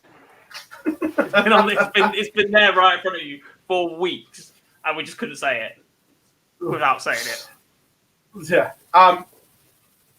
First of all, thoughts on the lineup, and because there's been a lot of chat and a lot of clamour on social media about it. Let us know in the chat room as well what you think. Have they got it right, or would you have gone a different way, boys? I don't know. I think the issue you've got is that, without being disrespectful, the Fallon effect is starting to wear off a little bit. The numbers and entries for the women's series, they've already cancelled one event, and from what I understand, are not looking great for the next block. So that effect is starting to wear off just a little bit. I could understand the justification if the lineup had just stayed the same, but then swapping out Rob Cross for, I think, Johnny Clayton, it just doesn't. There's no consistency with the decision and the way they're going to try and justify or make the decision, justify the decision to us watching. You say the Fallon effect is dying. I disagree, and I see this from the logistics and everything, or sorry, the analytics from the Live League. When she plays, numbers rocket compared to anyone else, and I'm talking not a little bit. I'm talking 3 or 4 times. When she plays, everything goes through the roof. So I think the Fallon effect is still there. From our point of view, yes. From the point of view that seeing more Fallon will inspire more girls to play darts, it's doing the opposite at PDC level right now. How many entries were there for the women's series? 20, 25? With the majority being from the UK. I can pretty much sit here and tell you who they were now without them ever releasing that list. Because they're the players that have got a chance of winning an event, of winning the tour, the women's series. And look, I reckon this is I know this is going a little bit off a tangent to the women's series debate, but unless you are a top 16 ladies player in the world, you've been there for the experience last year now. You've played at the PDC level. There is still a big gap between that women's series field last year and Challenge Tour and Pro Tour, because we're seeing Lisa struggle to retain her card. We've seen Fallon struggle at Challenge Tour and Q School. They don't want to fund Lisa and Fallon and Dieter's big day out anymore. Yeah, but that's going to be the same on the WDF. On that ladies series, in all honesty, it's the same principle. There might be a lot more entries, but worst case scenario in 2022, if Fallon and Lisa don't win their tour cards, you can pretty much name the women that will win the big WDF events. It's no different. Yeah. The other ladies are still funding them in that. Yeah, but the difference between that is where the WDF series travels for the Opens, your local players will play in your Open because it supports your nation or whoever's behind it, your organising body. they're run independently, aren't they? They just acquire ranking money and a ranking system and a gold or silver or bronze or whatever. So your local players and your county players and that around the event will prop those events up because it's close to them. It's a one-off. Traveling to Germany or traveling to Milton Keynes for 6 days to play in arguably a more stale atmosphere than you're going to get at some of these opens. And because you get the open and you get the classic or whatever you want to call it on the opposite day, you get double the chance to win those. You can play a pairs event on the side. You can go and have a little bit more social aspect of it. I'm just not sure darts, there's enough demand at the very top level for women's series, women's tour for the PDC to put up with it. And look, COVID probably plays a massive part in this because obviously the numbers were okay last year and they could have continued to grow, and grassroots ladies haven't really had an opportunity to play. The grassroots anyway haven't really had an opportunity to play darts unless you were playing online or went to Q School, and there wasn't that many there. They're sort of going to miss the train a little bit, and I fear that after having a Women's World Cup, Women's World Championship, 10, 15 years ago or whenever it was, probably a little bit further back than that now, I can't remember what year it was in, that didn't last very long. If this Women's Series doesn't get an uptake and go ahead this year, the PDC might go, well, that's 2 chances we've given them now over 15, 20 years. If they're not ready for it now, we're just going to stick with our current model. Yeah, but then I know that's a little bit as compared to Fallon getting picked for a World Series spot. But if this doesn't pay off big time for them, that experiment could be over. But then how then do you, right? Because there's always going to be 2 ladies in the World Championship now. So without a lady series, how do you determine those picks? I don't know. Genuinely don't know, mate. Unless they rebut on that as well, and it goes back to the meritocracy that Barry's always said. And if you're good enough, Sky won't have it. Sky were the ones that pushed and demanded the 2 ladies in. As a broadcaster, Sky want the ladies in, and you see that then not just in darts. The women's series. Are they going to put the money to draw people in? Everything that Sky do, you look at everything. Darts, it's all the way they've done the 100 in cricket, the way they're doing the ladies football now, the ladies punditry teams. There's always a lady pundit on all the other sports. Sky will want the ladies to stay in this. I'm not denying that, but if there's no way of producing those ladies, Sky are going to have to be the ones that step up and do that, because the PDC are not going to run these events for 26 people. It is not financially viable. I'm not saying it is. It's back to the World Series. That's a lot of pressure on coloured shoulders. He pretty much has to go out and inspire a next generation. And it's like with most sports, to be honest, we are seeing more and more of it come through. But it takes time for Fallon to inspire a generation that then put the 5, 6, 7 years needed to get to the top level. You're not going to see an instant change. It's a roll of the dice, in my opinion, from the PDC. They've seen the amount, the huge popularity that it gained and the traction that it caused when it happened. They want that to happen again, and they want that to keep happening because it brings numbers. It puts people watch when something like that happens, and I reckon it's a roll of the dice from the PDC to say, let's get this back in the spotlight again. It gets good numbers, it gets people watching, and it does inspire people maybe to pick it up, because it was massive when it happened at the time.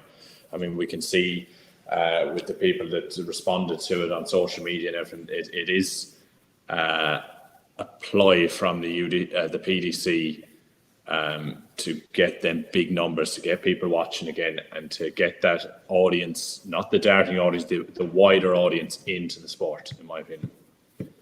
Yeah, look, I think they've got it right. We'll come into the chat in a minute. Gob's just shot to the loo. But do you think they got it right by keeping her in, Liam? I don't agree with one rule for one and another for someone else. I think if they were keeping her in, keep Rob Cross in as well. If I was Rob Cross, I'd be frustrated. If I was James Wade, I'd be very frustrated. World number 4, and he's not included in this, and a major title holder at this time, winning the UK Open. Jose de Sousa is another one. Look, whatever happened, it wasn't going to please everyone. It was going to be a difficult situation, but at the end of the day, it's the PDC who made this pick, and ultimately they'll have the final call who's still going to be in there, regardless of who we want in there, who personally we think should be in there. Whatever they done in this situation, someone was going to miss out, and it's just unfortunate for them players and fortunate for the ones who made it in. Yeah, we'll jump into the chat room. KR3000, I disagree. I think there's a huge place for ladies darts in the sport. I genuinely do. I think there's a huge place for it. It just needs to be nurtured and done right for me. Also, as well, these World Series events isn't just about darts. It's about everything else that goes with it, because there's a whole host of media that the players will have to do in things like that. And two of the names being mentioned that have been left out, are they great at the media stuff that they have to do with these big events and World Series events? The answer to that is no, they're not. And that's not being horrible or anything like that. They're just not very good at it. They don't like doing it. And that's one of the boxes that you have to tick on these World Series events. It's a little bit like the Premier League to a lesser extent in terms of picks. Yes, it is a little bit more defined in the Premier League with who gets in and who gets out. But ultimately, they want people watching, that outside audience. We said not us that will watch regardless of who's in or not. They want this exposure, and they want this to make this television for the outer audience that will draw people into the sport and will draw attention to it. And that is what Fallon Sherrock will do if she wins or she puts in a good performance in this tournament. And that's ultimately what the PDC are going for with this pick. Interesting one in the chat room here. I'll answer it and then I'll get. There's been a lot of chat about this on social media as well. Andrew says, if Ando isn't going to the World Cup, then surely he's not going to the World Series either. Who takes his spot? The Sal's a question mark. I can tell you 100% Gary Anderson is going to Copenhagen. I know that because he's shared his flight details with me so I can book the same flight. So I know his flight's booked and he's going. This question popped up on social media an awful lot, Gob. Do you think it's right and fair that Gary hasn't gone to the World Cup, but the PDC have picked him for the World Series? Throw me under it there. It's in the chat room. It's been said a lot on social media. This is what fans. We don't hide from stuff here. It's what the fans have been asking. Is it right?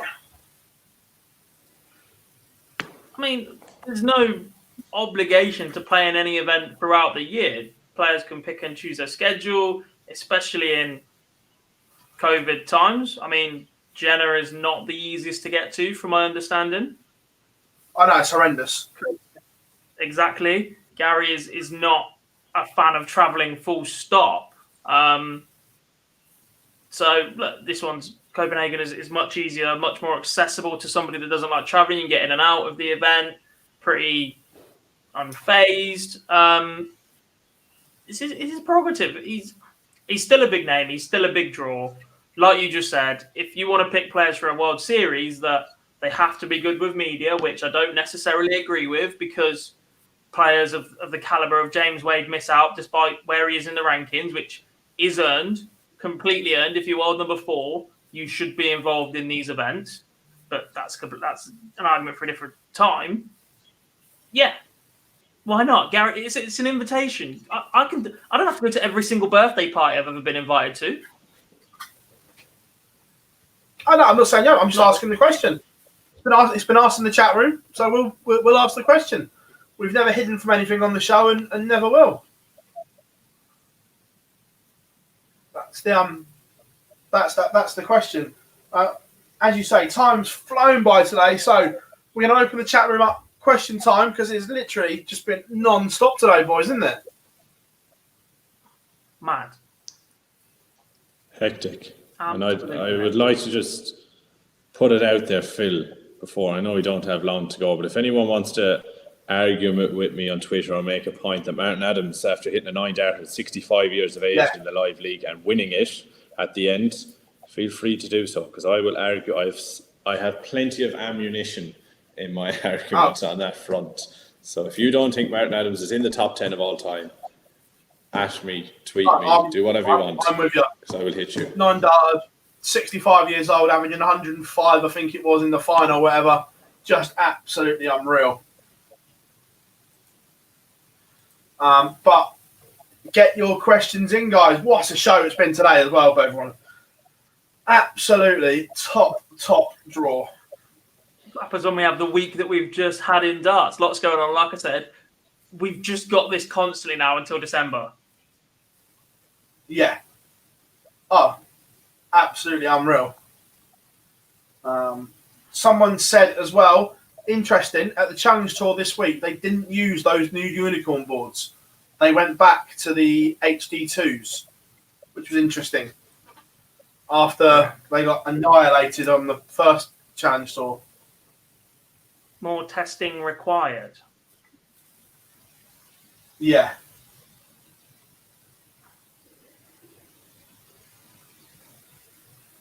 Interesting. The board landscape, knowing that we know Unicorn were testing boards after seeing what was potentially leaked on Twitter early in the week with Target having a new board, could be an interesting time for that. It's about time that I think manufacturers had a go and tried to do something different and tried to improve what's out there. Don't get me wrong, there are some very good options right now, but they've all been pretty safe and comfortable for a number of years now with what they have on offer on the market, and they need to do something to compete for that. Yeah. Ollie says, Phil, do you know what happened to Borland? I don't know the ins and outs. I'm friends with him on Facebook. He just put a message on there saying he's home. Everything is fine. He just thanked everyone for their concern, but he said no, everything is fine. So yeah, I don't know the ins and outs, but yeah.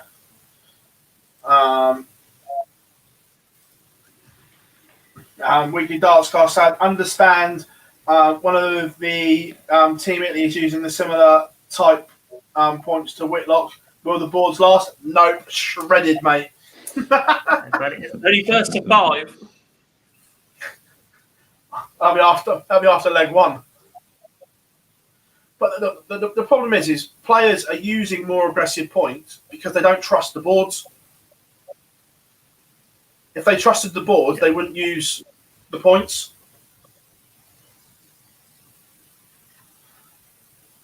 Shawnee Mac, pleasure, mate. Are we still on for Wednesday, by the way, as well? No, friend. Date night. Look, I want to go back to board quickly while we're waiting for a few more questions to come in. Some of these players need to have a look at their actions. I'm sorry, but some of them just trying to flick darts in, trying to get all stuff of it and have points that make it cling on. Some of the time, it is not the board's fault. Don't get me wrong, there have been some very bad boards, and there have been, quite frankly, some isolated incidents in what we've seen on big TV games, whatever. You're going to get the odd dead spot in boards. It's just the way that natural materials are going to react. You're going to get the odd soft or hard board. But players that, I've said it before, have a ridiculously steep angle of entry and expect the darts to stay in. There's no way for the point to penetrate the board enough at such a steep downward angle to then have enough force to stay in the board if you're going to make any contact with it. Well, that was always Benito van der Pass's problem. The way the board they were trying to go in, there was just couldn't penetrate the sides because there was no force behind it. A lot of it is rear gripping, fingers and not your fingertips, but like further down in your finger and just rolling it out your hand. Taller players struggle with it a lot because they have to get enough force to get it up and down and at the angle. If they throw straight, it stays very flat for them. Whitlock's not the shortest man in the world. Benito's quite tall. Has Martin Phillips been invited to the live league? I'm not sure. I've seen there's a big list of players I'll get back to you on that next week.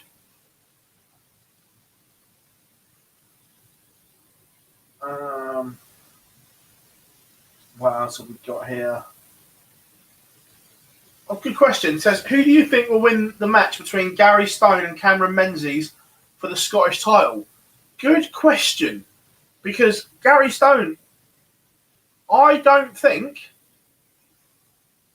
will be playing. Because he's qualified for Champions Week.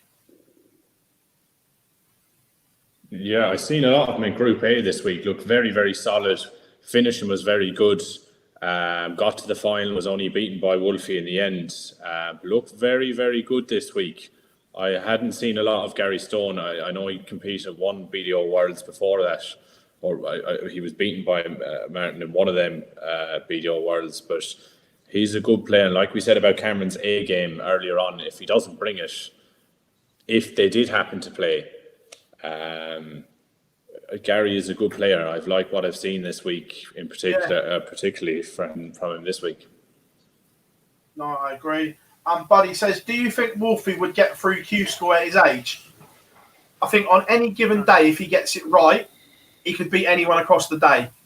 But at 65, playing that amount of darts in a short space of time is a big ask. Yeah, but on any given day, he could go through any field, I think. Yeah, I don't think he'd get through on the Order of Merit at the end of the week. Well, that being said, he's made finals week again. Yeah. I reckon stamina is always going to be an issue for someone at that age, and he has had incredible stamina even at the back end of his career. I mean, he was in the World Final at 59, I think it was. So clearly age doesn't impact him that much. I just think with how grueling Q-Skill is, it would be difficult, but you can never write him off because of his capability still at this age. It's just incredible, really. Yeah. Last one. Good question from Tommy. Best treble hitter, best double hitter, best 3-dart checkout hitter. Oh, good question. Like that.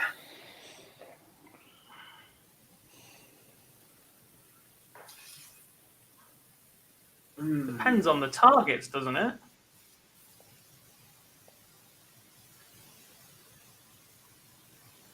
Because the best treble 20 hitter right now is Jose de Souza. But do I trust him to hit a random segment further around the board? Probably not. Yeah. The most comfortable player hitting any segment around the board for me is Peter Wright. Yeah. Yeah. Prime, best 3-dart finishers, Wade. Yeah. Yeah. Well, Taylor. Ridiculous. I still think Prime. I think still Wade's right up there. 130 Dan. Prime, you just know that. Prime Whitlock. When Whitlock first made the swap from BDO to PDC. Yeah, 2010 to 2015. Yeah. Yeah, some good ones there.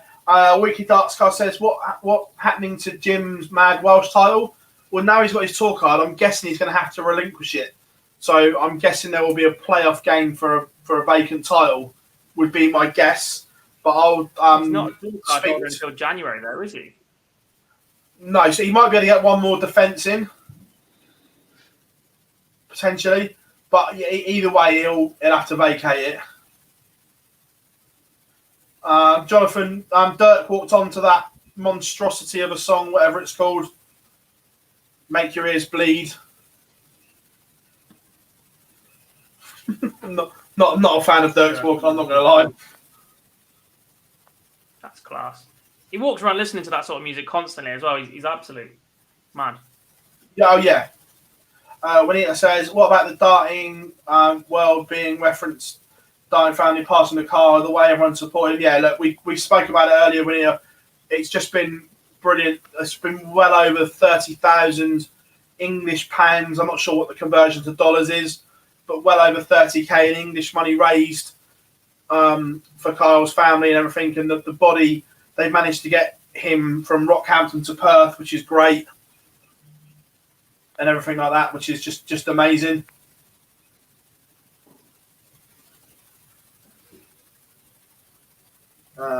Next new TV major winner.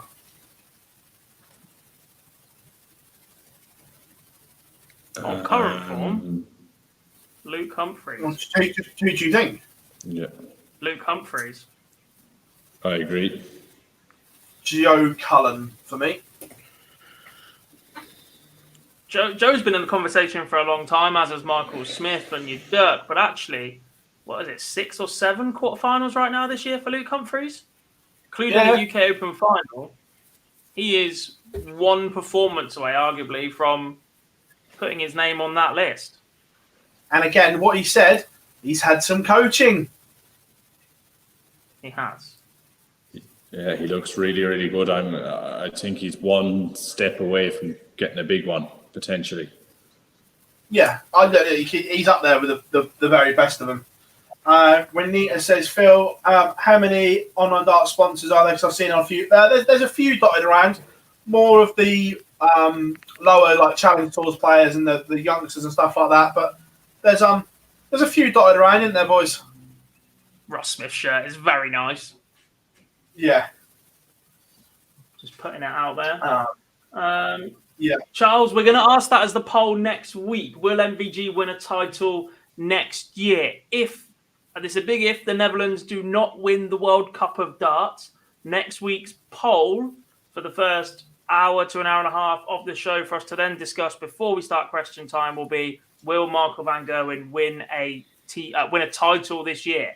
Because there are only 7 Pro Tours left. We're into the big heavy-hitting part of the season, so we will get onto that next week after we gauge the public's opinion. And we're not all going to sit here and say no, only for Dirk van Dijvenbode to play a blinder and carry him to 1. So, we'll do that next week when we've got a little bit more time to assess. Going back to the first-time major winner, Jonathan says Cullen. Ollie says Humphreys. Brand says Merv King. Wiki Darts cast Dave Chisnell. Some interesting ones. Just my opinion, I don't think Chizzy will win one. I just don't trust that action under pressure. Yeah. No, and I think King had his best chance last year as well. Yeah. Well, King still had his best chance. Was in the Masters against Wade. He won there. Yeah. Masters, that was this year. Yeah. Cut off for the Grand Prix. After Gibraltar, innit? After Gibraltar. End of the month. Yeah, because it's end of the month. Does the World Grand Prix format need to be increased also? That's been a talking point for a long time, isn't it, guys?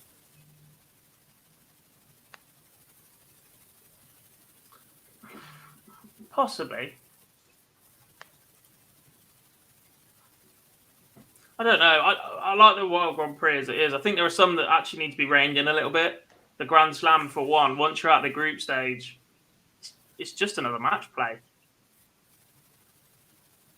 Yeah, I wouldn't touch the Grand Prix. I think it's fine how it is. The uniqueness of the tournament, the double start is good enough. Don't go near something that don't fix what's not broken, in my opinion. Yeah, the only tweak I might make to it is the first round 1 set longer, because I just think for such a high ranking tournament, it's a little bit too short in round 1 for me. Agreed, but that does add to excitement as well. Yeah, that's what I mean. It's double edged. It does add to the excitement. Don't worry, Vinny. You've got a bit more of a chance, doesn't it? Yeah. Yeah, look, it's interesting, but which is what we're saying. There's so much to play for the back end of this year. Now the calendar's out. We know what there is to play for. Obviously, we still don't know what's going on with ET3 in terms of the players that have qualified for it, which is another argument altogether, which will be interesting. But good time for darts, boys. Good time for darts. Well, guys, we have waffled through talking darting nonsense for the last 2 hours and 5 minutes, whatever it is. You guys have been absolutely amazing in the chat room today. Smashed it for us, and we can't thank you enough. Remember, the live lounge will be released as a pod around Wednesday time once we've got it out, so you can listen to it back at your leisure. Gentlemen, it's been an absolute pleasure. Enjoy the show tonight, boys. Very, Brilliant. very good. Thank you, Liam, for stepping in last minute after Mr. Boyce decided he's got the Rona. I hope he gets better soon as well. I know he was watching, but he had to go to bed. Bless him. Poor sod. It's been a pleasure. It's been a pleasure.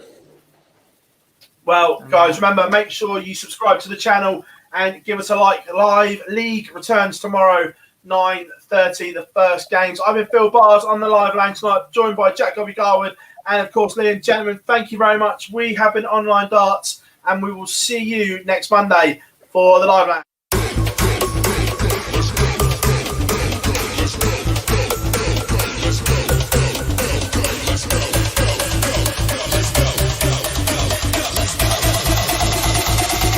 2, 1, let's go.